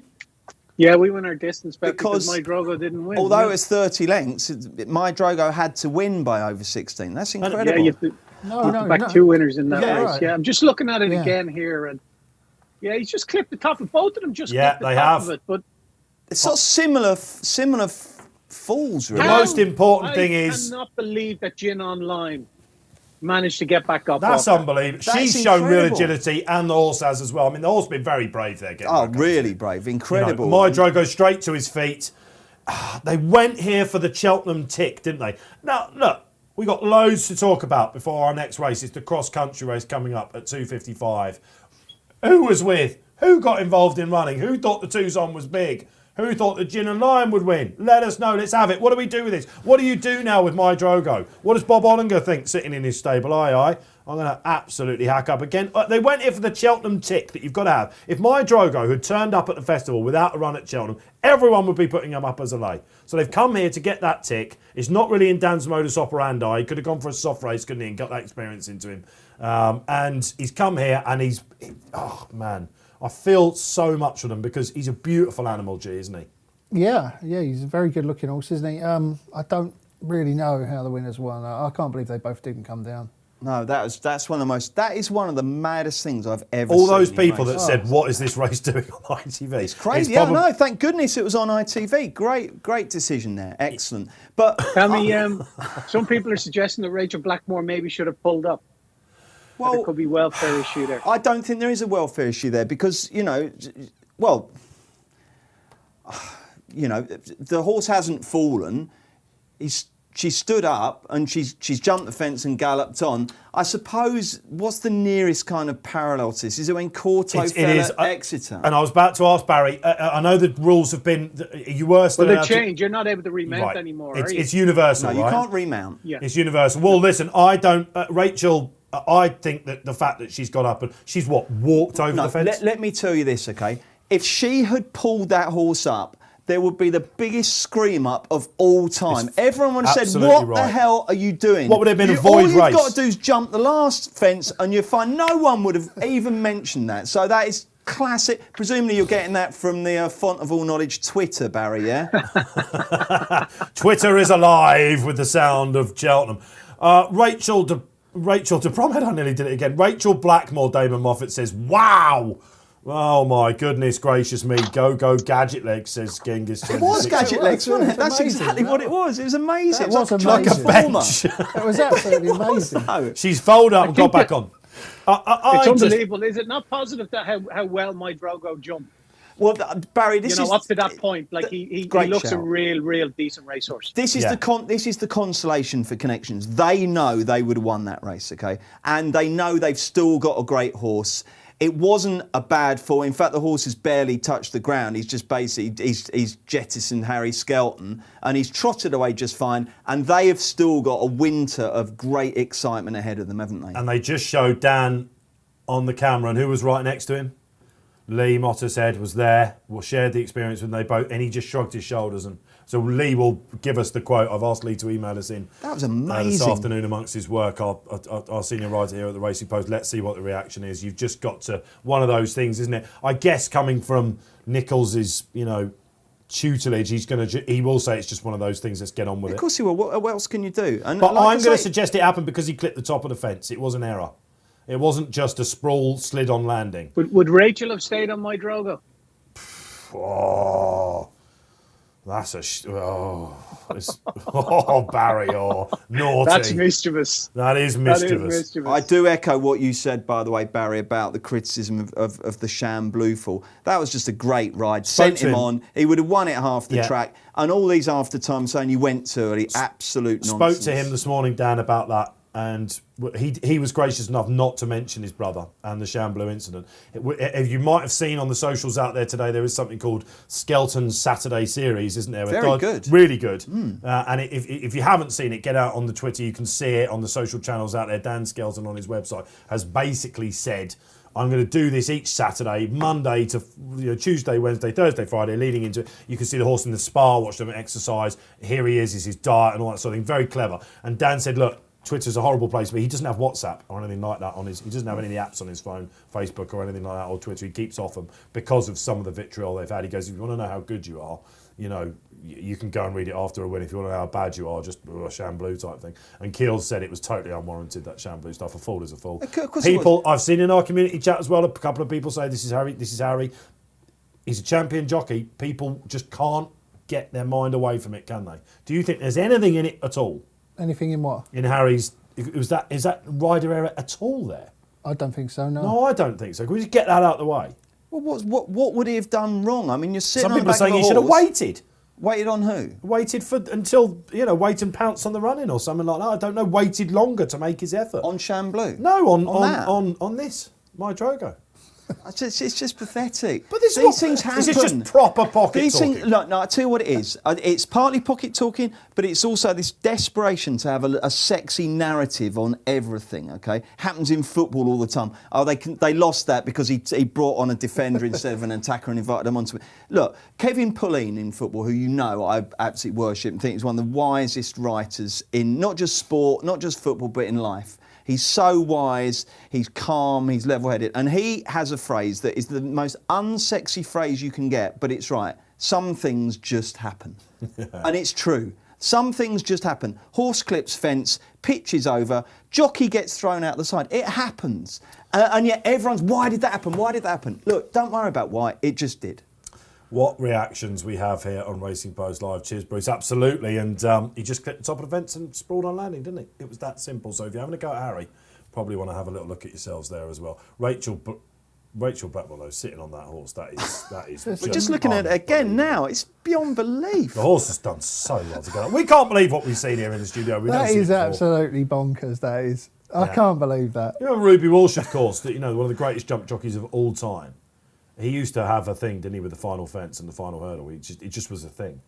So people used to bash him terribly for that. Yeah. And Harry is not far off. If you're criticising Ruby Walsh, then give up now, because he's one of the greats, isn't he, Ruby? And so again, social media just allows everyone to find fault with everything, and it's laughable, to be honest. But once you realise that racing Twitter, as it's known, is about half a dozen foghorns just making a load of noise. And if you filter them out, it's actually not too bad. There's Twitter and there's racing Twitter. A very small group of very vocal people who sort of create all the noise and all agree with each other, and they're not that significant. Yeah, well, there we are then. All right, so just when you think you can't get any more crazy, we've got the cross country coming up next at 2:55. There is the market. Tom Segal put up plan of attack. Before we go to Barry for the tips in this, Barry, has there been any anti-post reaction whatsoever after that 2-horse race? I mean, Gin Online, they'll probably be thinking about the mare's novice chase, you would imagine. Has My Drogo gone out on the sportsbook? No, nothing off the back of that, Dave. Nothing at all to report. No changes to My Drogo in any of the markets he's quoted in, be it the Marsh or the Arkle or the Festival Novice Chase. Nothing at all. So just looking at the rerun again there, I just see Harry Skelton. He kept looking at Rachel to see was she coming off, and then when he got back up, when My Drogo ran off and he knew he wasn't going to be able to get My Drogo, he just kept looking back to Rachel to see, like, how are you still on that? And even when he's jumping the last, when Rachel's jumping the last, he's just in the camera shot looking down the track. He's just staring at it. Like, obviously he's as kerbuffled as the rest of us off the back of it. Do you think he was like, oh, why didn't you come off? So what did we learn? We learned that My Drogo jumps great, and he's definitely going to make a serious chaser. Are you going to be brave enough that when it comes to... I don't think we'll see him at Cheltenham. Well, I don't know. Maybe we will see him at the December meeting. Maybe they'll be brave. Maybe you should be brave with him. Maybe if you were in Dan's ear, you might be saying, we've got to go back to Cheltenham. We've got to go back to Cheltenham. He's fine. Some things just happen. We've got to go back to Cheltenham. But if we don't see him now until the Marsh chase, please God, he makes it. Are you going to be brave enough in your race preview that day to say he doesn't like Cheltenham? No. I was not blown away with his jumping. I will just put that out Well, there. he has fallen. He fell, obviously. He clipped the top of that one. I thought he made a very novice-y mistake halfway round where he obviously left his back legs in the back. And I thought he was more careful than flamboyant. Let's turn it on its head. Do you think Dan Skelton might come out and say, 2-runner race? I'm gutted that we didn't have more runners in it, so he didn't learn a bit more and jump properly. And No, I don't think it's. do you think his Mickey Mouse might have caught him out a bit? No, I don't think so. I think his stock has gone up a little bit, Right. just slightly, because I think he jumped okay. I think he mastered a mare who's been in good solid form, and we know how good she is. So I think he was well on his way to beating her. Do novices win festival races with an F in their form figures? They do. I think Moscow Flyer did. Well, with a U anyway. He always had a U somewhere along the line, didn't he? But I actually would disagree with Bruce. I actually am less excited about him now than I was going into that race. I wasn't blown away with him. I think I always compare horses like My Drug, who I think has got the potential to go right to the top. Yeah. I compare them with the best of the best. I think if you go back and watch Denman on his chase debut, or one of those real naturals, I don't think that he was quite as natural as that. Well, he wasn't Brave Man's Game, was he? Who ping, Brave Man's Game was brilliant, wasn't it? Yeah, I'd take that point. What about you out there? Let us know. This is your chance here on Racing Post Live this afternoon to let us know. Did you think My Drogo would be the one to see off the Irish at the festival? Are you disappointed? Has his stock gone up? Could get a poll on that one, couldn't we, out there? Let us know. We'll give you a shout. We've got to move on now, Barry. It is the cross country. Just quickly, actually, before I do, Barry, James Stevens has just very kindly come on, our reporter at the track, and this is Dan Skelton. Forget the slide. The rest of it was really great. I'm not worried, disappointed, but I'm not worried after his falling. Massive gasp at the track. Never heard anything like it, says James Stevens. Knows the game, James, doesn't he? Well, That's going to be a great report to read in your members section. Huge crowd there, isn't there? And they all went to see My Drogo, of course, didn't they? He was the star attraction. All right. Has anyone come to see Balco de Flo, Barry, or second in the national, and your pick in the cross country? Yeah, obviously the rider in the cross country back in March. Obviously, second since in the Grand National was a cracking run. Henry de Bromhead, Rachel Blackmore again. The combination, they're in off 161 here. Carry 11 stone 12. I think they're going to run a really big race, and I think I can see what they're doing here. They're going down to Tiger Road prep as well again for the Grand National in April. He's currently 6.4, 6.6 plan of attack. Freewheeling Dillon, the Irish Grand National winner, is 8, 7.6 back in the lash. That's been well supported with Sean Bone in the plate.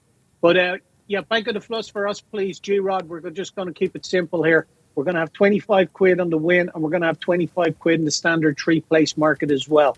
So in the win market, 6.4. Happy to be a price taker there. And then in the standard win market, currently trading at around 266, which is around the 13-8 mark, and we'll have 25 quid. Again, we'll have to be a price taker there. Okay, G, press the buttons, please, my man. Yeah, that's all on. Thanks, Pete. All right, okay. In the quilt colours that caused such a lot of controversy, it starts looking very quiet. There's two in those colours in this race, isn't there? Potter's corner under the as well, excellent Jack Shooter. Yeah, is this the future of ownership, isn't it? What, being able to personalise your colours? Well, yeah, but no, isn't it the owners group, or they're a big syndicate? It's gone so quiet after it's called the Racehorse Club, isn't it? Yeah, huge syndicate, aren't got a lot to they? do and with you can Qatar. buy into them for Royal Ascot winner. More money, can't you? Create Belief, Johnny Murtaugh's Royal Ascot winner, second in the national. A lot of it was Frankie Dettori doing all the promos for it and all that sort of stuff. Yeah, that's right. I think that's right, isn't it? It's they're like this. Do you remember it's like a share, isn't it? Isn't it like this in Australia? You know better than me. A lot of the top horses are owned by huge syndicates, like really huge syndicates. Massive, like lottery ticket syndicates. Yeah. It would be as close to that as you get, I suppose. Balco de Flo. It is more to the point. Is that the future of ownership? What if we said it? Everyone in the office today, or everyone in Betfair, or all that sort of thing. Here is a ticket. Go off. You'll never get to, the prize money all gets reinvested and stuff, doesn't it? I think it's just that literally you get to be part of it, don't you? And in lockdown as well, people weren't even able to go to the tracks, were they? It was all watching on television. And Keels was really vociferous against it, wasn't he? He thought it was a terrible idea. Against? Yeah, he thought it was. Why? con. He thought it was just I suppose I'll ask him that later. Well, I suppose that is the question, isn't it? It all depends what the margin is, doesn't it? If they're selling £1 million worth of shares on a horse that costs them 50 grand, it's poor value. We've got this runner-up from the Grand National here, there, Balco de Flo, and Plan of Attack. Henry de Brom. Did you see the front of the page of the Post today? Yes, I did, yeah. Rebuilding. And it had Paul and Dan and for Henry. Yeah, it did. You look at the trainers from last year, 3 dominated, didn't they? And he was definitely one of them. So already he's on a quick double here at the November meeting, and he's got the top 2 in the market. I like Plan of Attack. Tom Segal put this up yesterday. I can see a massive chance, says Tom, the price-wise Supreme. I think his main selection is Dylan, isn't it? Is it? Yeah, I think he's gone with Dylan as his main selection, and then the headline writer says, but have a plan B, and that refers to Plan of Attack. Dylan? Yeah, Free Willing Dylan. What, the Irish national winner? Yeah. It's a good cross-country race, isn't it? It is quite good, this, actually. Yeah, I mean, no, it's very competitive, so that's good. But, of course, this always used to be the race where mad stuff happened. Do you remember? Pretty much every 5th cross-country race, something would disappear into the crowd or someone would get lost. Davy Russell, Tina on course, was very controversial, all wasn't sorts, it? yeah, Andrew Thornton got a whack. But lately, it's been a lot less crazy, hasn't it? So we love Rachel Blackmore so much. A lot of the senior jocks don't like to take a ride in this, G, do they? Not a bit of it with Rachel.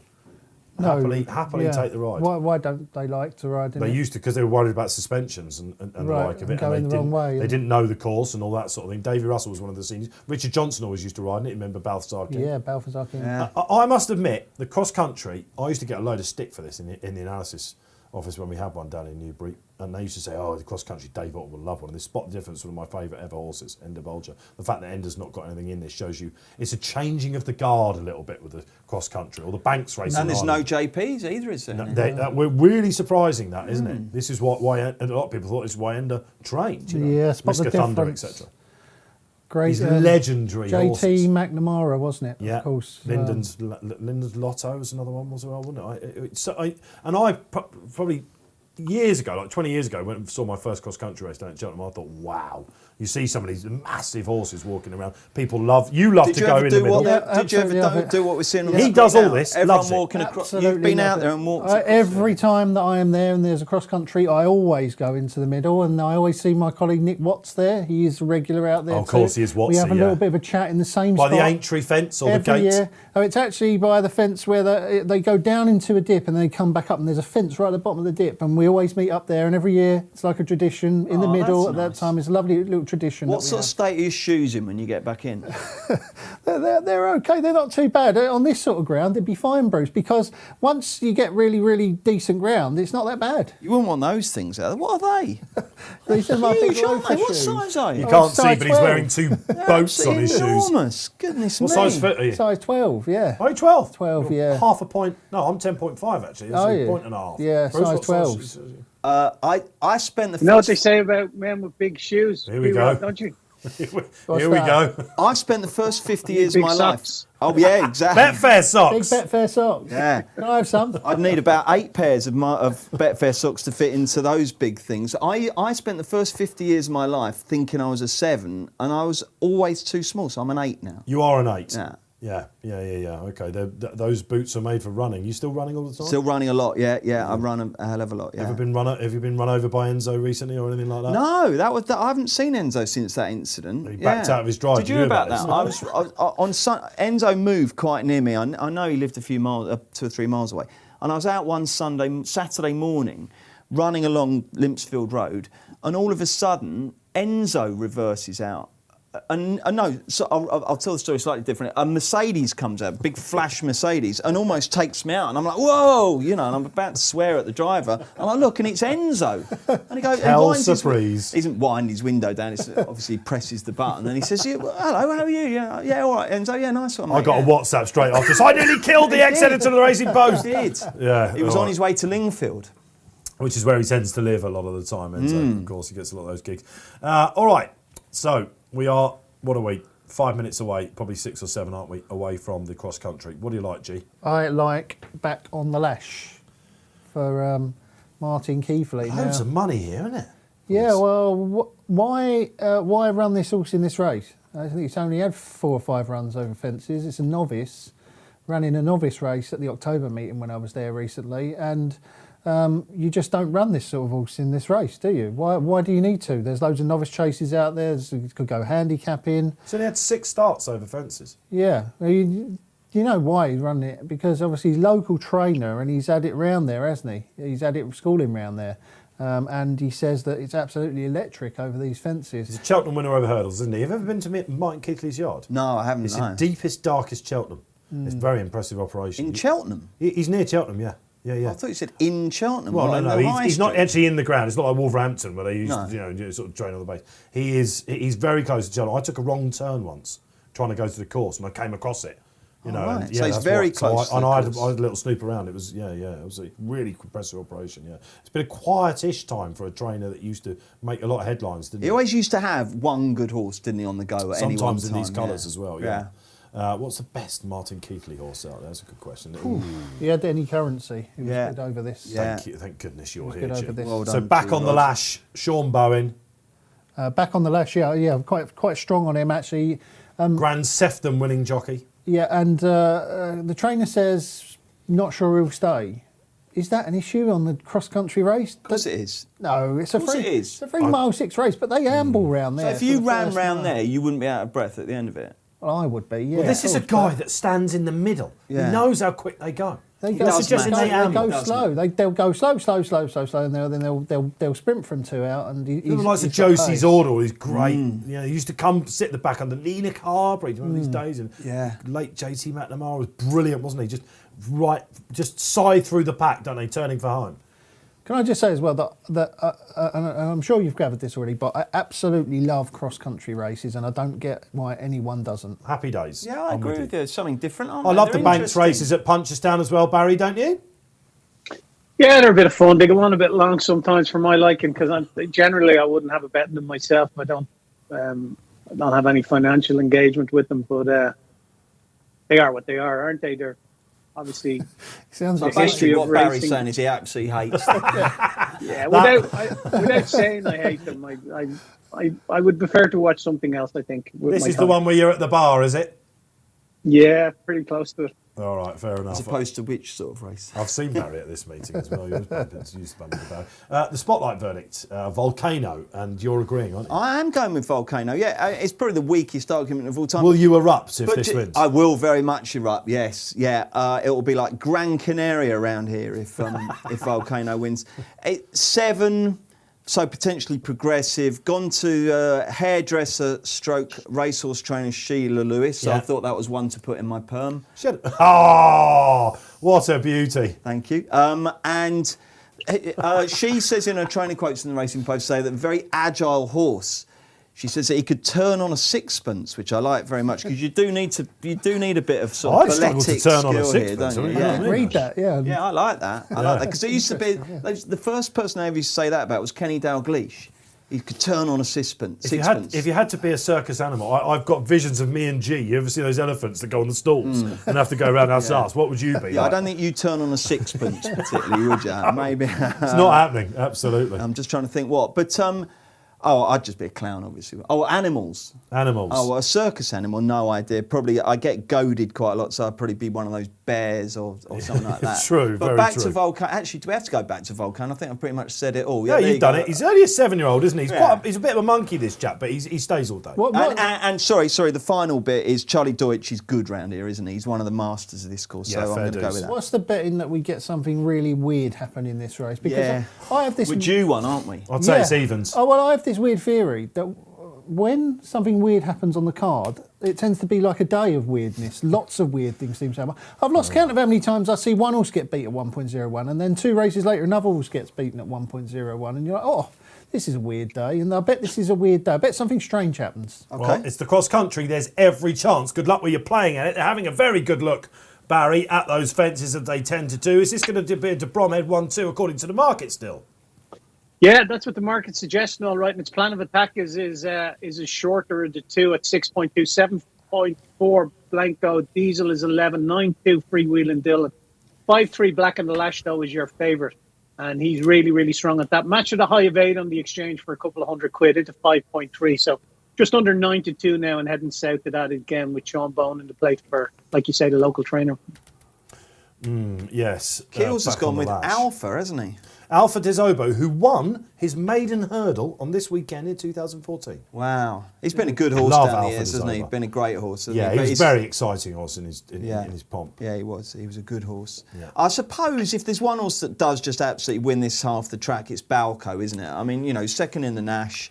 He's obviously, he's won the Ryanair, hasn't he? He's a decent animal. There is a fly in the ointment, isn't it? Richard Bandy's horse, who's been very solid in the market, the ex-French. We usually see French horses coming over in this, of course, don't we? Now, he says in his quotes today in the paper, he says that he thinks this horse maybe December will be the race for him, which suggests to me that it might be in need of this run.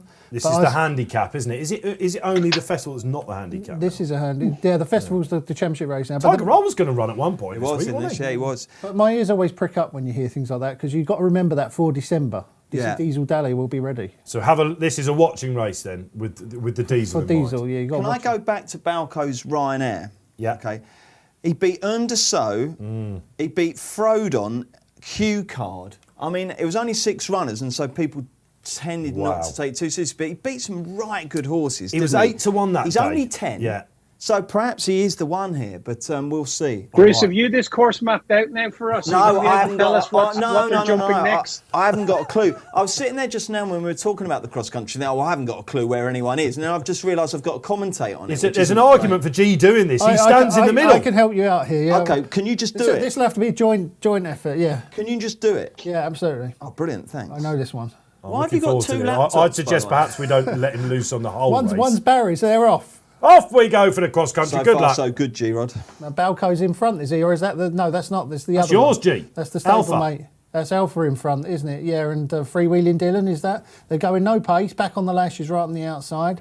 That's Balco's stablemate, isn't it? Potter's Corner. This is the first commentary that's turned into a quiz. Yeah. You meant to tell us what's happening. And, Ask us. and it's not and it's not Potter's Corner, it is Rachel up front. No, that's Potter's Corner in No, front. it's not. That is- Potter's Corner's got the black out the back. that is Potter's. I Corner told you in not to front. let him That loose is on this. Potter's. He's Corner right. in That is front. Potters. They've changed the cap. Potters is in front. Sort it out, Definitely. Dave. Stewards. Balco's top weight. Alpha Desobo absolutely flew it. Back on the lashes there. Freewheeling Dylan or whatever he's called. I don't know what that one is behind him. Fox Pro, is that coming Singing up on the banjo. outside? Anyway, are they coming up now to the ditch and railed hedge? No, it might be the canal turn. They're swinging wide, so I reckon they might be going towards the Aintree look, fence. it's like we're at Aintree. The canal turn, yeah, they are. Yes. And All they're five. all- Volcano, That's man, where I mistake. went. I was just about to say they're all over safely. Potter's Corner still in front, and now I think they go. I don't know what fence that is. I think they come down to that dip that I was talking about shortly. So we'll look out for Watsy. Look out for Watsy Where's coming the up Ruby's on double? Have we got that? They've got a that's not bank in coming there, up haven't they? Yeah, they're just coming down to this ditch now. This is where I usually stand, lads. I'll tell you what, there's a Every lot of Friday. hedges on that course, aren't there? Oh no, I've got it mixed up. They're going to go off round the corner now. They're not coming to the ditch. Don't forget, you can buy yourself a bit of time now by asking Barry what the latest is on the bet. Barry, what's the latest on the betting? Oh, you kick on. I don't want to stop you when you're in full flow, G-Rod. He's waxing lyrical, Barry, isn't he? Barry, Back to me. what a difference Back to 12... me after the 3rd mile. What a difference 12 months make. Have you seen who's leading the pack? Which jockey's leading the pack, Barry, in the cross country? He's got some I experience certainly now. do. You don't have to tell me who that is, Mr. Tudor. I can see him there. Listen to me, back in the lash, though, very strong now. Just under 3-1. Seems to be travelling really well. They're all travelling well in themselves. But Which that's into Volcano 4.2 now, back in the lash. Banco 5.1. Plan of Attack is the one that's taken a big drift. He's out to 14. Yeah. He doesn't seem to be enjoying it at all. He's second last there. And Volcano out the back has blown up by the look of it. Yeah, very good. Yeah, it's not going to win. We're having fun here in the studios, but Plan of Attack isn't loving life at all, is he? He's a horse that has had some jumping issues. I and think back on the sometimes lash it has been rejuvenates electric so far, don't you? Which one? Back on the lash has been electric, just like Martin Keeley said he would be. Potter's Corner still in front. This is the ditch and hedge. Alpha's going well. Why is he Yeah, still such a big price? but- Kills does like this chap, He's doesn't he, a still got lot? about 25 to jump, Yeah, but he's going well and enjoying himself out there. So why would he be a bigger price than he was at the start? They should tell us how many fences we've got left. Just shouldn't they? another on hedge every coming up. media How many stream. circuits Oh, would back be a on the lash, start, hit the wouldn't it? easiest fence on the course. Well, the Laurel fence. He didn't say he was electric over that one, Dave. He said he's just okay over that one. Now they're coming down to this little... Yeah, this is, I think, where I usually stand Well, every time. It's lucky that you're not actually there Oh, no, because it's you would have not. gone to about 5 different places. 14th is the Yes, bank. Here it is. There's the bank. Do you have family representatives with walkie-talkies, that sort of thing? Every race has been where you'd meet Watsy. No, it's here. It's here. You can see He's it on the come lash down. when Look, he's you can't even see the fence. Look, see, and then back Wow, up. that's beautiful, isn't it? Watching them come up and down. Now I know where we are. Now they're going to come to the cheese wedges for the first time. I think they jumped the cheese wedges 2 times. G-Rod, if it's any use to you, the water jump is 14 and 22 on the second time round. Obstacle 22 is the water jump the next time they do it. You've baffled him there, Barry. I'm not going to lie. Use at all. He doesn't even know which course it is, Barry. This is the cross-country race, G. They're over the cheese wedges for the first time. Well The in front, cheese isn't he? wedges. And Potter's Corner's still in front with Alpha De Zobo, and I've got no idea what that horse is in third, but I know back on the I lash do. is in It's fourth. Singing Banjo. Dizo Dallier is in fifth. Freewheeling Dylan's just behind him. Fox Pro, and then Balco de Flo. There he is in the orange Look at cap. that stand in the background. Great to see. We've got a Welsh Grand National winner. We've got an Irish Grand National winner. We've got a national second here. The Classy Stayers are to the fore. Which one is Balco then? He's number Obviously, one. There he is in the Yeah, number orange one. hat. The orange hat. In about 7th. Okay, now he's making a move under Rachel. All right, and Plan of Attack is actually fair play to him. He's There's a we lost follower one. there. Who's gone? That's number 2. Number Talk 2. is cheap. Talk is cheap. Tom Bellamy. First one for Martin Keatley, having left. Talk is cheap's gone. Potter's Corner Alan still King. in front. Alpha De Zobo and Singing Banjo. Thanks And the to Diesel Bruce. is Diesel, is the grey warming horse up. is there. Yeah, Volcano's just behind back on the left. Yeah, Volcano's moved up. What's going on there? Come on then. Did they jump one there? They just disappeared behind Are the you hedge? getting involved in I've running? No Is that what idea you're what's doing? going on I am, there. yeah. I'm You're back a in the- rare I'm- race where you don't have to commentate. I'm back in the front too. Yeah, I'm back in the front too. I think. All right. I thought this was the race they usually come from miles behind. What? I Live don't know. and interactive here, the cross-country race. We're giving you as much reaction as we can. We've got no idea what they are. We think we've got, 8 left, I'm going to say? Well, they've been No, going. they for- have more than Nah, that. there's a lot more than that. 5 Volcano's minutes. found his flow for you. He has, hasn't he? Bruce. Oh, Barry, Yeah. you're full of volcano jokes here, mate. Very He's heating up. impressive. How am I going to work in pyroclastic into Oh, that? look that fence. was Huge, good. isn't it? Or Plan of Attack didn't like that at all. Back on the lash was really steep on landing, but he got over it okay. Singing Banjo's going all right, isn't he? Yeah, Rockwell's he's going horse. well. Freewheeling Dylan's going okay. Volcano's going all right I again. think they might be coming down to where I usually stand for the second time. Yeah? Balco just continues to catch the eye, Barry. How short's he gone on the exchange? He's then to, at the moment now, it's 5.7 back on the lash, 4.2 Banco de Flow is your favourite, though, at the moment. Singing Banjo into 16, 6.8 Potter's Corner, though, the one out in front. They're going back to the cheese wedges now for the second time. Are they? Yeah, back to the cheese wedges. So then This they're... has been going 6 minutes now. Yeah, Can't be that much longer. No, they're going to go back out on the final circuit. Once they jump these cheese wedges, go back out on the final circuit. Final circuit's not quite as long as the first two circuits. How many fences on the final circuit? Absolutely no idea. I was going on so long, I punted out 8 fences. It put a 0 next to that, I think. There's Would be another more one. Right. And- Diesel Dallier, if this is a prep for December, he's Yeah, going rather The well, old isn't grey. he? yeah, he's running well, going isn't he? Yeah, Volcano's. So Volcano's good is the done, first I think. beaten. He's creeping on Balco now. He's getting a lot closer on Balco to Flow. Back on the lash, he's going backwards, the favourite, which is a slight concern if you backed him like me. Potter's Corner flew that. It's still Potters and Alpha going perfectly well out there, the old boy. If not you're part of started the racing Racehorse yet. Club now and you're there, you're loving life, aren't you? Yeah, Oh, definitely. absolutely. If you're out in the middle there with Watsy and you're having a Plan of chat, Attack's got close again, hasn't he? Because we thought he was the first one not liking it, but he's doing okay now. So, right, let's see where we are now. I don't know. Here how comes many Plan of Attack. out- Come on in, let's Plan go. of Attack getting bang into it, isn't he? He He's is, gone he favourite really on the is. exchange. Well, he was favourite for a couple of strides, but it's between the two. According to the market, it's between the two Henry de Bromhead runners, Plan of Attack and Banco de Fuss. There's 8 horses can win this, and the market's probably going too strong. Whoa! Alpha can't win. No, he's gone. Dylan's We gone. just lost Freewheeling Plan of Dylan. Attack was It's gonna still go- Potter's Corner in front. He was going to run a massive race into Kim Muir when he fell, do you remember? So he's talented on his day, and if he's here, he's going to have a say. I think Right. Alpha's had enough now. He's Pay, starting pay, backwards. Banco. Pay. Potters comes back on the Pay, Potters, pay, says Barry Orr. Balco's cruising. Potters is getting taken on now on either side. Balco is absolutely Balco cruising. They're starting a race. So Diesel. I think they're either going to side. second last now. Coming Okay, into it G. now, Come it's on, back ramp it up, the lash. G-Rod. They're going He to comes the back on second the last. This will be a stuffed hurdle. Here comes back on the lash around the outside. Where's he come from? Diesel Daly in front. A stuffed turtle? Yeah, it's a stuffed hurdle. They're coming to the last of it. Come on, back on the lash. He's come right back on the lash. Balco de Oh, Flo's back off on the lash. bridle.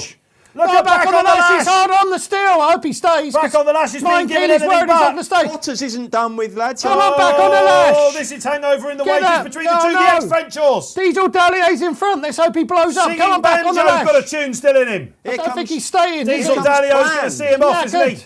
You've put us Diesel away, G. Dallier's You said gonna it was win. December. Diesel Dallier's going to win. Is it? Come on, back on Come the on the lash. lash. Go back on the lash! Pattern of attack is going to be fourth Go or back third. on the lash! Go on the Say lash! what, Go Banjo? on, G-Rod! Go back on the lash! He's Go got on! it! Come on, the lash! He What says a the race. G-Rod. He loves cross-country racing. He loves calling him home. That was a commentary and a half. We love him. Barry Orr, when did the market love the lasher? Just in the shadows of the post, there has to be said. There have been That was some fingers burnt there in running. Banco de Fuss hit a low of 1.75, so 11 to 8 on for Banco de Fuss, would you believe? Diesel Dahlia hit a low of 1.28, which is 2 to 7. After that, Sing and Banjo hit a low of 2 to 1, and you also had Potter's Corner hit a low of 7 to 2. So job landed again. Another gamble landed in Cheltenham, and very popular winner, I would imagine. That's the trainer that brings his two sons everywhere with him. They're mad for the racing, aren't they? So great to see. Martin Keithley coming back after, I think we could say a spell on the wilderness, of course. Martin's best horses, anything about Alicotti, don't you, I suppose, and also like, he did used to have some very good novice hurdlers. He really screamed that one home. Like I say, it's a local yard. You knew. Yeah, he was right, wasn't he? He was absolutely electric round there, and I thought he was going to end up tailed off, but he really finished well, didn't he? Lovely shots to the family there. Absolutely. Giving it the G up. That is brilliant. They love honestly, it. the facilities there, like I said, I stumbled upon them. You've got to take a wrong turn to find it. Honestly, I was like, where am I? You know, Google Maps wasn't doing me any good. And I stopped and I went, wow, this looks impressive. I can't remember what the yard's called, actually. It might have been named after one of his good horses. But well picked, Graeme, says Damon Moffat out there on our... Yeah, very well good. called. And you are the new Spot the Difference. You want me back in December now? I tell you, Diesel Della is going to go very close in December if it wasn't quite right there. If that was the prep race, that was very Balco de impressive. Flo just didn't stay. No, exactly. It does matter. See, G-Rod saying it didn't matter, the old stamina. But that was a really exciting race, wasn't it? Great Turning fun. in, there was 8 horses that could have won, and jumping the last 4 still could. We should really give Singing Banjo a bit of an up, because he's come over and not had really much attention, the 11-year-old, and ran an absolute stormer on the premises throughout, for Philip and Rothwell. only just got beat. It was a brilliant run, that. He used to have Cheltenham winners, didn't he? That was really Rothwell, again, impressive. Another yard that's gone down. But yeah, a horse that was on great form when we last saw him. So look, but exciting stuff, isn't it? And are you more of a fan after backing the winner, if you follow G, in the cross-country race? Where are we next? We've got to go next to, of course, it's the last race coming up at 3:30, isn't it? We're flying by, aren't we? This has been a great afternoon, isn't it? Friday, Phil, it's been great to have you back. Has been good, yeah. You miss these, don't you, when you don't do Very them? much so, yeah. I have to do things like sit in on GDPR assessment meetings now and do people's appraisals, when all I want to do is sit here and chat away about the racing and learn about commentary from G-Rod. But it's good to be back. Oh dear, I wonder whoever did that call. Listen, G-Rod is available, let me tell you, for a massive fee. But yeah, that was great fun, wasn't it? A stuffed hurdle, you called it as well. What's that mean? Yeah. It's It a just stuffed looked like a hurdle. bush. Yeah, it's a hurdle, and they stuff like birch into it. Oh, I see. I think is it birch? They stick. It's the stuff they. It's the foie gras The of stuff they stick on the top of the entry fences. You know, just stick it in some hurdles and. what, to make it look more cross country like. You just sort of jump through it. More Also, just Banksy. jump through it. Really, I mean, Yeah. it's not really a test of jumping, is it? Not if you've been over banks and ditches and round hedges and cheese wedges. Okay, the cheese wedges I've Talking totally about cheese forgotten wedges, about. I'm getting quite hungry. Yeah? Oh yeah, we limbered up pre-match, didn't we? At the CAF, Bruce couldn't join us for that. Couldn't join it. No, I was too busy doing stuff, so I might have a bit of fatigue. I've got half a chocolate bar winking at me down there, but I can't eat it. You know, they always say... We should reveal it's a crunchy as well. Yeah, if you're which surprised me. doing TV, chocolate's the worst thing to eat just before you go on air, isn't it? It just sort of coats your throat, and you're like, halfway through, you just get a frog in your throat. It's great that you've got a crunchy on a Friday, isn't it? 'Cause Yeah. obviously It's with the Friday famous, isn't it? feeling theme, isn't it? Yeah. I enjoyed that Fun race. Fridays. That was brilliant. That was really exciting. I that, still must say. can't get over the My Drogo No. my gin on goodness. lime. Shall I give you a quote from Rachel Blackmore about gin on lime? Thanks to James Stevens again for these great. Listen, you can read them all in the members section at 6 o'clock. I was never happy anywhere, says Rachel. She was jumping a bit right, as Barry called in the run, bit right and a bit low. Never got any type of rhythm. Luck was on our side. When Harry joined me turning in, I thought she was trying to battle back. She broke into a canter and canted over the last and over the line. Dan Skelton, we all know he'd have won, right, says Dan. I'm totally relaxed about it. I'm frustrated. He's not completed a race, and that goes on his record, which I think is the thing that people will be worried about. That's Relaxed basically- and we move on. frustrated. Can you Yeah. be the both? don't know. It's just seemingly I think I would struggle to be relaxed. he would have and cantered up the frustrated. straight, perhaps, is a line we should be taking out of that. He cantered up the straight. That's racing. We move on. We'll get him back and he'll be fine. Someone did say, by the way, that apparently Ruby was sort of digging Harry Skelton out a bit on the telly. I don't know how vehement. What, on this afternoon? After that, yeah. Well, at Playing least, the fire there, Ruby, isn't he? at least he's has an opinion, which is obviously Yeah, we are all Important. allowed them occasionally in racing. People do forget Look, I that. think the don't one know. thing I would say about it, right, is that there's nothing wrong with criticising jockeys. Jockeys do make mistakes; they're not perfect. And if you take and Ruby's entitled. So I can't even sit on a panto horse without getting giddy. But Ruby sat on the best race horses. He knows what he's doing as a jockey. If he thinks it was a soft fall, then he's entitled to say it. And Harry Skelton will blame. You know, I tell you what, the people who criticise jockeys most are trainers. So the jockeys are used to getting criticised the moment they get off. It's not illegal to criticise jockeys, but what I don't like with jockey criticism is when these imbeciles, A, do it because they backed it and it lost, and B, are so abusive. Yeah, Oh. there's just no need for that. Go and walk the dog, you know what I mean, to have a bit of fresh air, then come back and comment. Do you know who's brilliant at analysing jockeys at a fence? Matty Batchelor. And we've got him on Sunday. He's so good, Matty. You know, he's technically, I mean, we have Charlie Post, obviously, of course, is a BHA coach now and all that sort of stuff. These guys, when they're on the show together, and when we're watching, you know, a race before we come in, they're talking about how the jockeys are presenting themselves, everything. It's Matty Batchelor on Sunday. We'll ask him about it. You think Batchelor's always riding around at the back of the field, so he gets to see all these jockeys jumping so Do you know, much, doesn't he? do you know what? We're on Boxing Day, of course, Don't say right? I King said George that. Day. We'll get that in the highlight show. And I said to Batch, do you fancy joining us on Boxing Day? He goes, no, Dave, I've been laying out my horse for Fontwell on Boxing Day. We've got Fontwell joining the party on Sunday as well. So Mr. Fontwell himself is on the show. That's going to be fun, Barry, right? We've got Nat Green 2 days, we've got Paul Keeley, we've got Matty Batch. Just when you think you might be flagging on Sunday, along comes the Batch, Barry. Yeah, he wouldn't let you flag for a second, would he? He'd keep you on your toes for sure. Plenty of laughs along the way, but great to see Keeley back too. Looking forward to that. His pearls of wisdom around a card that he's sure to really pull us under tomorrow. Can I have a quick, can we just do a little look ahead to Sunday, because obviously I'm not on the show. Yeah. Noob Negra, Rouge Vif, Politolog and your put the horse. kettle on. Put the kettle on.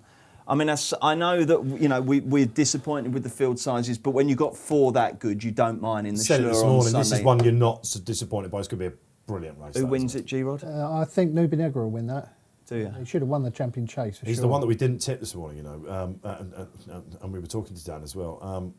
Dan actually let us into a little pearl that, you know, him and Paul was talking, yabby in a way. Rouge Vif won't be ready, he said. Politolog is the one that's the now. They're looking forward to Tingle Creek maybe with Rouge Vif as well. When you think about Rouge Vif's record fresh, Gills has tipped him, by the way. You've got to put your kettle on. Queen Mother, Arkle, unbeaten. This 4 race out of last 4 year. at Cheltenham. Remember this race last year? We covered it, didn't we? You were up. We said we have to get you the silks. She's a great mare, isn't she? Well, I discovered her, don't forget, because before the You did. article, I did a live show, a live preview, and Aidan Coleman was on it as well. And I said to him beforehand, I said, well, I fancy put the kettle on in the article. And he looked at me, he was like, what? What do you fancy that for? And then it came out. I remember. And that was your big one of the week, wasn't 20 it? to 1, yeah. Yeah, she's a great mare. So that's the Schlur on Sunday as well. It's going to be a great race. Barry, have you got a strong view, or are you going to save it till Sunday? No, I'll be saving it till later on. Keep them all. Make sure we've got our regular viewers watching the show. No point in giving them away now at this fair stage. You gave him the out there straight away. I know he's you had your absolutely show right. hat He's on. absolutely right. If I was on the show on Sunday, I wouldn't be giving it away now. But I know there's a lot of confidence behind Noob Negra, and I can kind of see why. But someone said they could see him going down as short as evens. I would be laying the backside of that horse then. It would be well deserved for the Skeltons to take that out after Shamblu and now My Drogo, wouldn't it? Look, don't worry about that. The Skeltons are going to win loads of big races. Yeah. You know, This they'll be weekend as absolutely well. fine. They'll win big races. Third time this lucky. weekend. Yeah. They've got the Fav in the Paddy Power. The unexpected party tomorrow. West Cork. West Cork. They Thank you, West will Cork, win yeah. races this weekend. Yeah. It'll be like, do you remember that year when Willie Mullins had a terrible first 2 days and then he got to half time, he had that winner right on half time, then he won virtually every other race? I reckon this could be similar with the Skeltons. It'll all turn for them. Down but not out, the Skelton team. Let's go to the last race then. It is the Ballymore Grade 2, 2 mile 5, isn't it? And we've got a favourite that's on the slide here, Barry. Gelino Bello for the Nichols and the Cotton family. Yeah, Off Your Rocco really strong now. They're joint favourites, Jelena Bello and Off Your Rocco, 3.15 each of two of them. Blazing Cal for Charles Burns, 5.1. 11 current mood, a mare that I think has a bit of a chance at its 17 bar. Going to lay the favourite here, please, G-Rod. See, Paul Nichols in his blog on Betfair just said he was a bit concerned that this race could be coming a little bit too soon for the horse. He was very tempted to give him another week or two.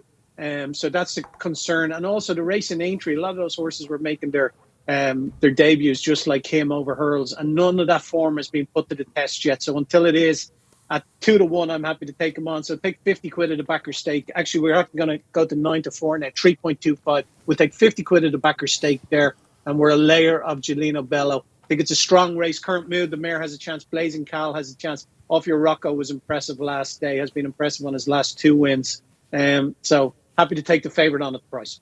All right, yeah, he was around about 11-8 when the markets went up yesterday. This is a slider, that's for sure. And if you look at historical trends and the likes, I can tell you this has not been a happy hunting ground for Nichols in the last 10 years. 6 runners, only 2 have placed. Shall I tell you some of the previous I was winners? just about to ask you that. How strong is this generally? Fingal Bay, Coney Gree, Creepy, that was Martin Keithley's other good horse, wasn't it? Shantou Village, Peregrine Run, one of the favourites out there. On the blind side, who, believe it or not, is Nicky Henderson's only winner at this meeting since 2018. He won this in 17. He's not had a winner here since. Cool Time Hill. Remember when he won it and then he went on? And Does He Know, who runs in the Novice Chase on Sunday, who they think they've got back right again, by the way. I know one of the owners, and they're really, really happy with him. So 11-8 favourites have won this the last 2 years. This is one favourite, guys, where I'm happy to get involved on the drift. I watched him at Aintree last time, and he gets better the further he goes. I think it was a strong race. Yes, it comes to 2, which is an interesting move, really, because Paul could have picked his novice races under a penalty, you would have thought. But they're testing his mettle here. It tends to go to an Albert Bartlett-y type horse, you know, the 3-year-olds, 3-milers in the spring. But he looked better the first he went, and Keels was mad keen on the time of that race when we went to the CAF with him earlier on, wasn't he? He was saying he timed it next to the handicap hurdle, which turned into a sprint. And this Bello was well on top of that. So I'm with him. I think 2-1 is a perfectly respectable price. Yeah, the time was good, and he did clear away towards the end, and he did run the final few furlongs fast. And I did think he was the most likely winner, but I didn't think he was 2-1 in this sort of company. I want this to be a good horse. That's interesting from a punter, isn't it? I want to see something special here. And with other horses in there, we've got a lot of once. Last time out winners in there. Current mood, obviously, who Barry fancies. K Fernando, which I've got a feeling might be yours, G, is it? Yeah, I like Skelton. Yeah, I think maybe this could be the first one they get on the board. K Fernando, I just don't understand why he's such a big price. Again, I think that he finished well last time out at Carlisle, stiff uphill finish. The horse he beat was Mr. Whittaker. Yeah. Oh, that's mad, isn't it? That he's suddenly been rebranded as a supreme He did win horse. next time, didn't he? A weaker race, I think we can say that. I did that race for the analysis department at K Fernando. I said probably, is a good horse in the making. Yeah, I mean, Mr. Whittaker had him beaten, and then he really rallied and finished well, which I like. He wants the hill then. He wants the hill. He wants a stiff test. He won't want this turning into a messy race, which it could do, of course. There's only a few runners in it. Could get tactical, so he won't want that. Let's hope something goes off and makes a pace. But Mr. Whittaker next time out, did win a weaker race, but Steve Mason gave it a mark of RPR, I think something like 124, Mr. Whittaker next time out, which was like 11 or 12 pound higher than when he was behind K Fernando. So it depends whether you believe that Mr. Whittaker has improved. He's a much better chaser, Look, Mr. Whittaker. I mean, Mr. Whittaker's a good yardstick over 3 miles, half a furlong. 3.5 mile chases. I mean, you can't suddenly. I love Steve Mason. He's one of the best tipsters we've got anywhere in the land, and he's a great. He's the top handicapper. I mean, if you don't know Steve Mason, do your own work. But Read him in the alert. paper. There is a but alert. 1-1-1 for that race with Mr. Whittaker was too low. There's no question of that. It's too low, isn't it? Probably. Occasionally RPRs need looking at, and Steve, if you're listening, which will tell you why you're probably beavering away. That was too low without question, because this K Fernando's definitely a 130 horse. Yeah, it still leaves him behind Jelena Bello, and what Mason's got Jelena Bello at 138. The top, according to official ratings, is Bruce's pick, and the penalised Off Your Rocco. Yeah, I mean, I backed off your Rocco. I tipped off your Rocco because I thought there was too big a difference between the price between him and the Fav, and now the joint favourites. So that kind of obviously does temper my enthusiasm. But I don't have a strong view on this. I think these are all separate strands of form that haven't really amalgamated yet, and therefore I defy anyone to have a particularly strong view on it. So it was really just a price-based selection that's been neutralised by the fact that he's come in to pretty much the same price as Gelino. So I certainly won't be betting. When he won at Listowel, he was very impressive. The Mullins horse, Farouk, I think, at that day just didn't quite get home, but he was quite impressive. Pieces on for this guy. The maximum penalty in this race has been the go-to weight. I think 7 of the last 10 it's gone to. You know, Coney Grease, etc., and Time Hill. So he's definitely the one to beat. Is this another B team coming over, though, Barry, or off your Rocco? I think he keeps surprising them off your Rocco, and I think he's earned his place in the lineup here. Whether he can carry the penalty or not remains to be seen, but he's definitely a horse that's on the improve. In terms of Charles Burns' horse, Blazing Cal, he's won a maiden in Galway, and they're firing him straight in here. That's a really interesting one. It'll be interesting to see how he gets on and whether there could be a handicap later on in the season back in the UK for him. Yes, but absolutely, you watch him brief with him. Yeah, this has got Sighter all over it, hasn't it, for something like the Coral or something like that, if he's good enough next year, this guy. Charles Burns, yeah. He's got, of course, Advanced Virgo, isn't he, in the Greatwood on Sunday, which will get tipped, no doubt. Matty Draycott comes up. He's agreeing with G. Not a bad thing after back on the lash. I think K. Fernando is going to run a good race in this. Those colours out there. And this is the Skelton. This is the moment where you can just go home happy, can't he, if this wins? Are they the third time lucky colours as well, aren't they? No, they're not. What are they? What am I thinking of? You are thinking of... Ian Williams has these colours, doesn't he? It's... There's something decent with it, isn't there? Dick Stevenson and partners. Third time lucky's a Cross of Lorraine, isn't it? The white Cross of Lorraine on the West Cork colours. Front. Third time lucky runs tomorrow, doesn't he? So it's on 2 to 5. Stamps some. Another small field ITV race. Well, aren't they the best? They are indeed. Aren't Can't they wait. just There's the best? 4 in that. So that was what's going to happen. That was a question of sport moment there, wasn't it? We don't. What often happened have, next? What happened next? You'd have a job. I couldn't describe it having seen it. So what would you do if you did? It was a bench which had G laughing. The 2 horses that run against Thingy tomorrow, third time lucky, both running in another really bad novice chase in Britain last week, the Future Stars, when Brave Man's Game didn't run, didn't they? So Mick Pastor and Mick Pastor comes out quickly again, doesn't Captain he? Tomcat. Yes, it. It's quick ground horses though, really, aren't they? Or good, certainly good ground horses. Yeah. Third time lucky just wins tomorrow. All being, barring accidents, wins again. And there's not a stack of rain either, is there? I think we're going to be similar as we were. Just on the soft side of good. Small fields again on Sunday, right? We've got 20 runner race that sticks out like a sore thumb. Yeah, we do indeed. I don't think he's 47 entries. Yeah, and 20 of them are in the Greatwood.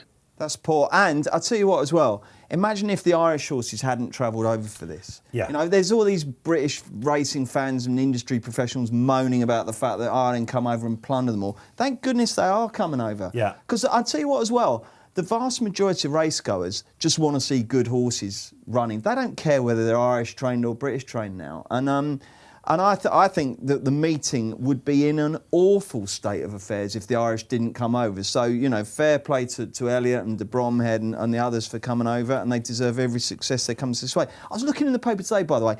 I know we know the number, right? How many British horses won at the festival last year? It was 5, wasn't it? 5. I mean, you can't believe it, can you? It's you had so to bring mad. it up, didn't you? I don't care. I mean, I don't care whether they're training in Britain, Ireland, France, or wherever. No, of course Horse not. Is a horse, it wasn't just that. it's just it's mad, national though. as well, wasn't it's it? just incredible that, Lockdown, wasn't it? Oh, it was moody, wasn't it? But yeah, look, listen, we love the horses wherever they come from. Listen, the Irish horses are, at the moment, the stock to be with. All right, so let's remind ourselves, Barry, of the play in this. So I've laid Gila Bello, the Paul Nichols horse. Laid him. We've taken 50 quid of the backer stake out of him at 3.0, which is 2 to 1. He's 2.94 now. Off your Rocco, just sliding at 3.35. Had been 2 to 1. Blazing Cal 5-3, and it's 10 bar. Current mood into 10 from 12. Small few quid for the mare. Yes, current mood. Interesting. Yeah, for Evan Williams. It's the hideous mare's allowance, isn't it? I mean, it's absolutely hideous, as I've already said. The one that worked out for Chin Online. It's absolutely hideous. I mean, the the amount of weight that these mares are getting is ridiculous. I mean, Current Mood isn't good enough to win this race. The handicapper thinks she's much better than what she's shown so far because he's given her a mark of 131, and yet she's got a best RPR of 117. Now, what's Evan Williams doing? It was obviously, won pretty much as she likes. They obviously like her a lot, don't they? Come home from Ireland and she's landed the money last twice. They could have waited plenty. Maybe they're looking at the mark and thinking, we've got to run here. Yeah, I mean, I've had a good look at her because someone flagged her up to me earlier in the week and said, look out for Current Mood. Was very, very impressed with the way she won at Ludlow. So I did. I had a good look at her and I just thought she's got there's nothing in the times that suggests she can win. She's run fairly slow times. Yeah. And finished fairly slowly. There's nothing in the RPRs that suggests she can win. There are a couple of positives though.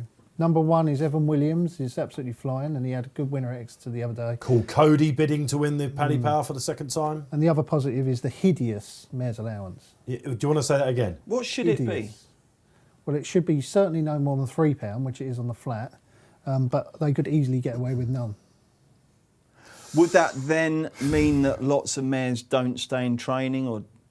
Well, apparently, according to the industry professionals, that is what has made that's why we've had Annie Power and great horses like Honeysuckle, and we might not have seen them without the £7 allowance. But how good can they be if they're always getting £7 off the Mall? We're going to see Honeysuckle soon, aren't we? I mean, I think Honeysuckle's an absolute monster. I think she's a very, very special horse. But until she can actually race with geldings off level weights and beat them, I won't be considering. The figures like an Able on the flat, right? And we might think this is a weird comparison. The figures will never be that high, will they? Because of this allowance. She's never going to be allowed to run a massive figure because of that allowance. What my issue with it is that they have it both ways. They've got a massive allowance when they meet male horses, and they've got this entirely unique female-only programme. I don't think you can have both, I just think either the allowance enables them to all race together, so you get all the best horses running, or if you're not going to have the allowance, then that's when the mares run against each other.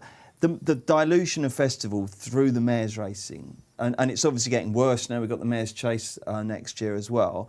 It's just I don't think, to me, it hasn't enhanced Cheltenham one iota and has created more dilution and taken away more really compelling clashes that we would otherwise have enjoyed. Does Honeysuckle win the Champion Hurdle? Well, it's funny because it's 10 bar her at the moment. And she's up against a stack of horses who are all about potential. They're all unproven. Fernie Hollow, Appreciate It, etc., etc. So you can't say she's a good thing right now. But what you do have to say is one of those other potential horses has got to actually really come forward. I'm hoping it's Montmoral, who we're going to see in the Fighting Fifth. I mean, Montmoral on the sportsbook, Barry, at the moment, something like 20-1, isn't he? If he goes and wins the Fighting Fifth next Saturday, that price is going to crash. Yeah, you'd think so. He looks a very, very smart prospect indeed. The Fighting Fifth is the following Saturday. It's Saturday the 27th in Newcastle. So that clashes with the Ladbroke Trophy in Newbury. But he needs to put his hand up for the younger generation. The only thing, Dave, he's only a 4-year-old still, and it is a big ask for 4-year-olds against the older horses at this time of year. So anything he does in Newbury, I'm sure he'll come on, or anything he does in Newcastle, I'm sure he'll come on significantly for. But it'd be good to see him beat Epitant. If he was to beat Epitant in the Betfair Fighting Fifth, he'll really have put his hand up. Yeah. Just remind me, Barry, we've got Honeysuckle now 7-4, 10s bar. As Bruce said, around about that Christmas hurdle last time, she was 6-4, wasn't she, Epitant? It shows you how things can change dramatically. Christmas hurdle last year, she was near even money because she was after winning the Betfair Fighting Fifth. And it looked like opposition was going to be 10 on the ground for her. We weren't and she was sure very, where very short Honeysuckle was indeed. going to run at that point. Talking of Christmas and talking about Cheltenham, can I get a read out of the way? We've got a Racing Post Christmas countdown offer. Have you heard about this? No. You have a bet starting today up to the Boxing Day on the app for the chance to win the ultimate Cheltenham Festival experience. Helicopter transfer, 5-star hotel, Chez Roux, fine dining, all the, for you and 3 friends. Place a bet on the app. You can check out that racingpost.com/Christmas countdown. Let's get festive with that offer. Amazing stuff. We're almost off, but I've got time to quickly tell you a story about a time when the marketing department did a similar thing for Royal Ascot. Okay, you won, you get helicopter to Ascot and you get dinner with Tom Siegel.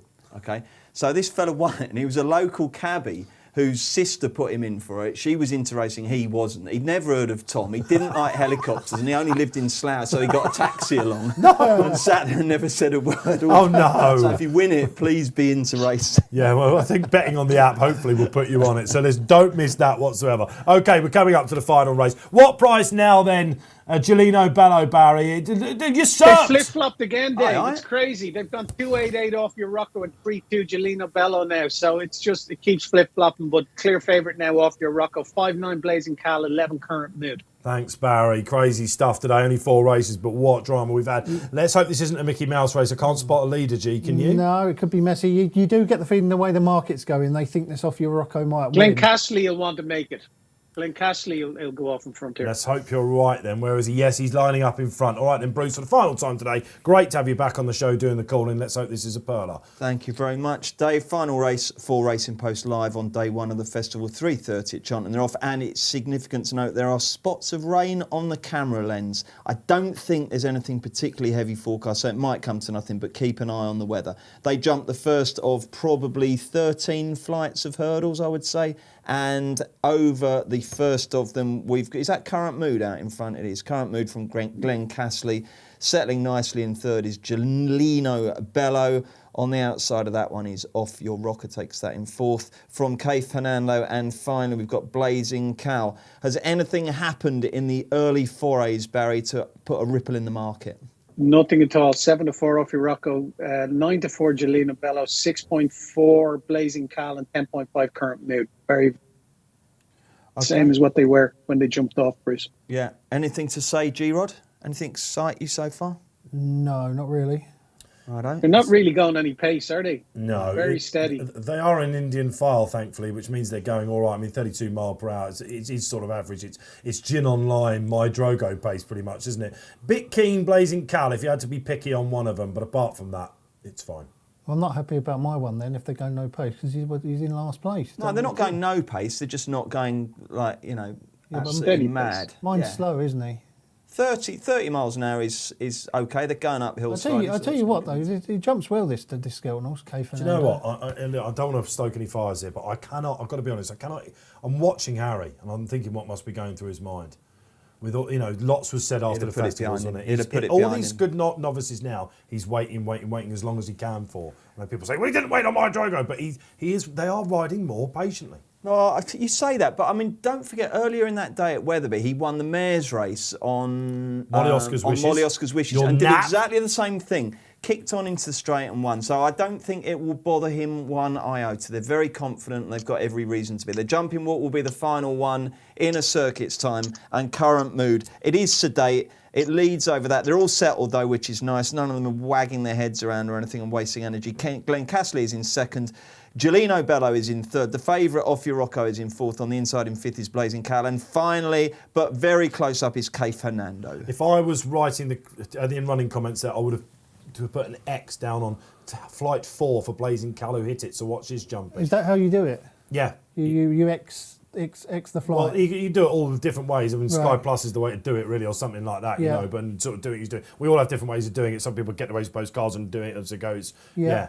But that was an error. It always fascinates me, that, because I always think if you were right, do you go back over the video and watch each horse? And he wasn't great there, was he? Why is Gelino Bello such a big price now? 3.7, Barry?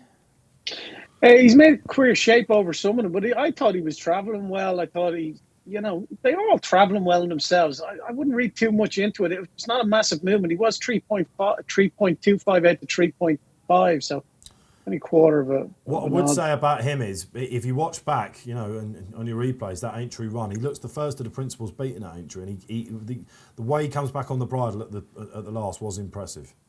Okay, they're travelling uphill. Flown that as well. And we've still got Current Mood out in front for Adam Wedge, as he has been all along. Just on the outside, losing his pitch a little bit, is Glenn Castley. He was second. He's now probably just been demoted to fourth because Gelino Bello has moved into second, a length and a half behind the leader.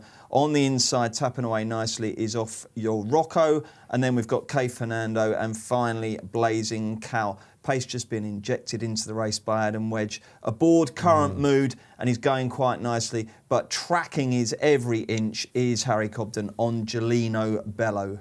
He's into favourite now at 7-4, Bruce. Gelino Bello is I think in they are your now favour ramping it up. Yeah, G, starting to aren't they? hot up now as they come down the hill. They're starting to get racing. They're going to sprint home, aren't They they? are all still in this race. I'm telling you, not one of these you could say that cannot possibly win. They're clustered together with about 3 lengths in between them. Yeah. What have they got? 2 to go now? It's going to be She's a proper going well, sprint isn't she, here. up front? This is key, this. Yeah, Yeah, they that's go. 2 out. All jump well. All jumped beautifully. Kay Fernando's going all right for you, G-Rod. Yeah, he's going Yeah, well. he is. Outside, Glenn Castley's still there. They are all absolutely in gonna their get out of pitching pace now, and though. Current mood now, only 4.7, so the market Yeah, obviously travelling likes well, it. that Really, one. really well. Cal is one that's really short, virtually What's he, how's he favourite jumping in the up there? third Again, Well, Blazing that- Cow's jumping just hasn't been great. Blazing Cow's virtually favourite for Charles Burns. It's incredible. Yeah. But as they Off turn your Rocco's in still trouble. going well is Current Mood. But coming Here up on comes the the outside Fab. to challenge now is Gelino Come on, Bello. Gelino. And they're Here on the comes Blazing outside, Cow. I think he's got him, It's hasn't he? suddenly become Yeah. a 3-horse race. Nothing else can win. It's probably a 2-horse race now. It is going to be Blazing Cow taking Whoa, it the up little bump from there. Go on, the Gelino Bello. Ring the bell, my Can friend. I think Gelino this Bello is come gonna back? win. Go on, the Bello. Ah. Blazing Cow's got this. Blazing Cow and Going away, Donald yeah. McInerney are Good going horse. clear now. They're 2 lengths clear up the hill. And the 2-horse Blazing Cow wins this one by 2 3/4 lengths from Gelino Bello, That's and they're very 5 precise. lengths back to Current Mood, who stayed on okay. I tell you An what, interesting race. That is 2 good horses there. Barry, let's go to it. They cannoned into each other over the last, didn't they? But he sprinted away, and he didn't put in the best round of jumping. I've got a feeling we might have seen one. No, he didn't put in the best round of jumping at all. And I don't think they cannoned into each other. He jumped into Gelino Bello at the last, if anything. He seemed to veer to his left a bit when jumping the last. Gelino Bello hit a low at 2.2 for 311 quid, but that's a pretty decent performance considering he's only just won a maiden in Galway. He stepped up considerably on that. Off your Rocco, very disappointing. At Current Mood, the mare's ran a cracker there. That's a really nice run from her. Kate Fernando was a bit disappointing as well, but 2 nice horses. I'd say they pulled well clear of the third as well at the finish. I couldn't write much of a book about the winning jockey, Donald McInerney. What's his story, Barry? Yeah, he's riding plenty for Charles Burns. He's a good young jockey.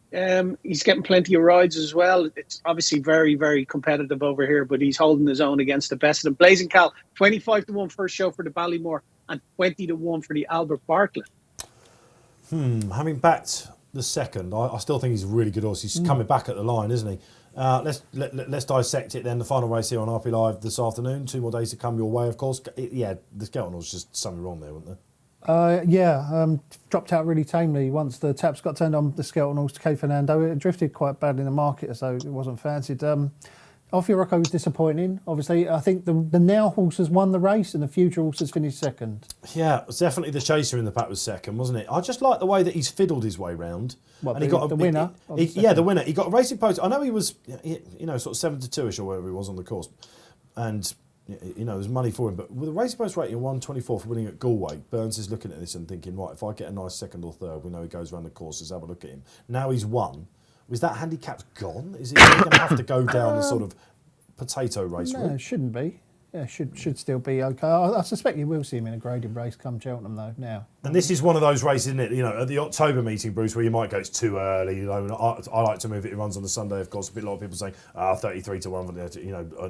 Are the Irish coming to do it? Historically, this race has thrown up Cheltenham Festival. Absolutely. We're only 5 months away. And that's a good marker in the sand, that, isn't it? Something else has got to, a number of horses have got to come along and prove they are better to really shake him down the market. So I think if you saw that and thought that was a perfectly good performance, it looks strong. They haven't all finished in a heat behind. At 20-1 plus, I could have a friendly £2 or a £5 run. I wouldn't put anybody off. Yeah, if you saw him at the Dublin Racing Festival in Grade 1 Company, he wouldn't look out of place at all, would he? He goes on softer ground. No, I suppose I don't think he'll win the Cheltenham. I think you're looking at you kill Kreutz and your horses like that. Yet to come out. Barry Orton, Sterling work this afternoon. My man, 4 races. It gets a little bit busier for us on the afternoon. Just one thing I want to press you on, Barry. This is traditionally the weekend, isn't it, where Team Mullins come out to play. He's light this weekend as far as I can see. I was expecting bullet loads of entries. Any reason for that? No, he's been very light the last couple of weeks. You'd have to say he hasn't had many runners at all, but that's the longevity of the season with Willie's horses. That's why he's able to go to Punchestown and win nearly €1.5 million in prize money. They just seem to stay on they seem to run so well throughout the season. Leopardstown at Christmas is his first target. and after that, then you've Cheltenham, and then you've into the Spring Festival. So look for more longevity. When other horses are tired towards the end of the season, Willie's horses are just keep going. Yeah, okay. We've got, of course, on the ropes. We're expecting to come over and be one of the favourites for the Ladbrokes Trophy on the 27th, the same weekend of the Fighting Fifth, of course. Betfair Chase weekend coming up. We've got loads of stuff coming on. Great to have you on, Bruce. Who would have thought we'd have had such drama? It seems to be when you're in the studio. Man. Amazing, wasn't it? Yeah, really enjoyed it. It's lovely to be back. It all happened. Barry, is G-Rod now your first rank putter honour, or is it me? I think I've got a feeling I can answer that one. I think probably I think your job is safe when you come back. But the problem is you've got commentary as well. Well, this is it though. Now I've got a challenger on commentary. Barry has his magpies, as he calls them, isn't he? He doesn't like it when Mel Rose does it, and there's a few others that he's a bit like. He thinks, I'm not going to have a good day. Oh, really? Thinks he's a bot. Kate Tracy, who comes in, he thinks, I'm going to have loads of winners and all that sort of thing. Funny superstitions that we have. Kate Tracy's an absolute pro. Yeah. Russ and I may as well not turned up last time. She did the trading and the explanation at the same time. It was incredible. It was walking, a talking form, but we'll get you to do a show with us soon. She's with us on Monday, of course. Don't forget for Racing Post Live Extra. That's right, we're new, we're extra, 6 p.m. on Mondays, a review of the weekend. Something tells me we're going to have some clips from this show to watch on Monday. Bruce, it's great. We'll have you back as soon as we possibly can. I think I'm free next November, probably. Is that right? All right, okay. So we'll probably be seeing you at the festival, Bruce. But cheers. What's this weekend, Loved it. Quiet. I don't No really know. Palace? No, it's international break, so I'm going to watch a load of racing and hopefully back a winner or two, and hopefully you and the lads can put me onto some. We will keep you well abreast. Just tune in, absolutely. G, we're now giving you a little break, aren't we? Because we're not going to see you until King George time. No, I won't see you until Boxing Day now, so a little break for me, but I can't wait till Boxing Day. Should be a fantastic day's racing. Well There's deserved. lots of racing to come in between then, of course. Yeah. This is the best time of the whole year, Dave. Will you message in if you're inadvertently poked the bear out there? Will you message in and let us know what's getting you go? Do I have to keep it to so many characters, or can I just... Well, it depends if you're writing to the post or not. I think you've got 22 maximum if your headlines, all that sort of thing. So listen, great stuff. Happy days. Lovely to have you with us. We are back tomorrow, same time, same place, 1:30. Paul Keeley joins us and Nat Green, the fun machine, back as well. Until then, enjoy the sport.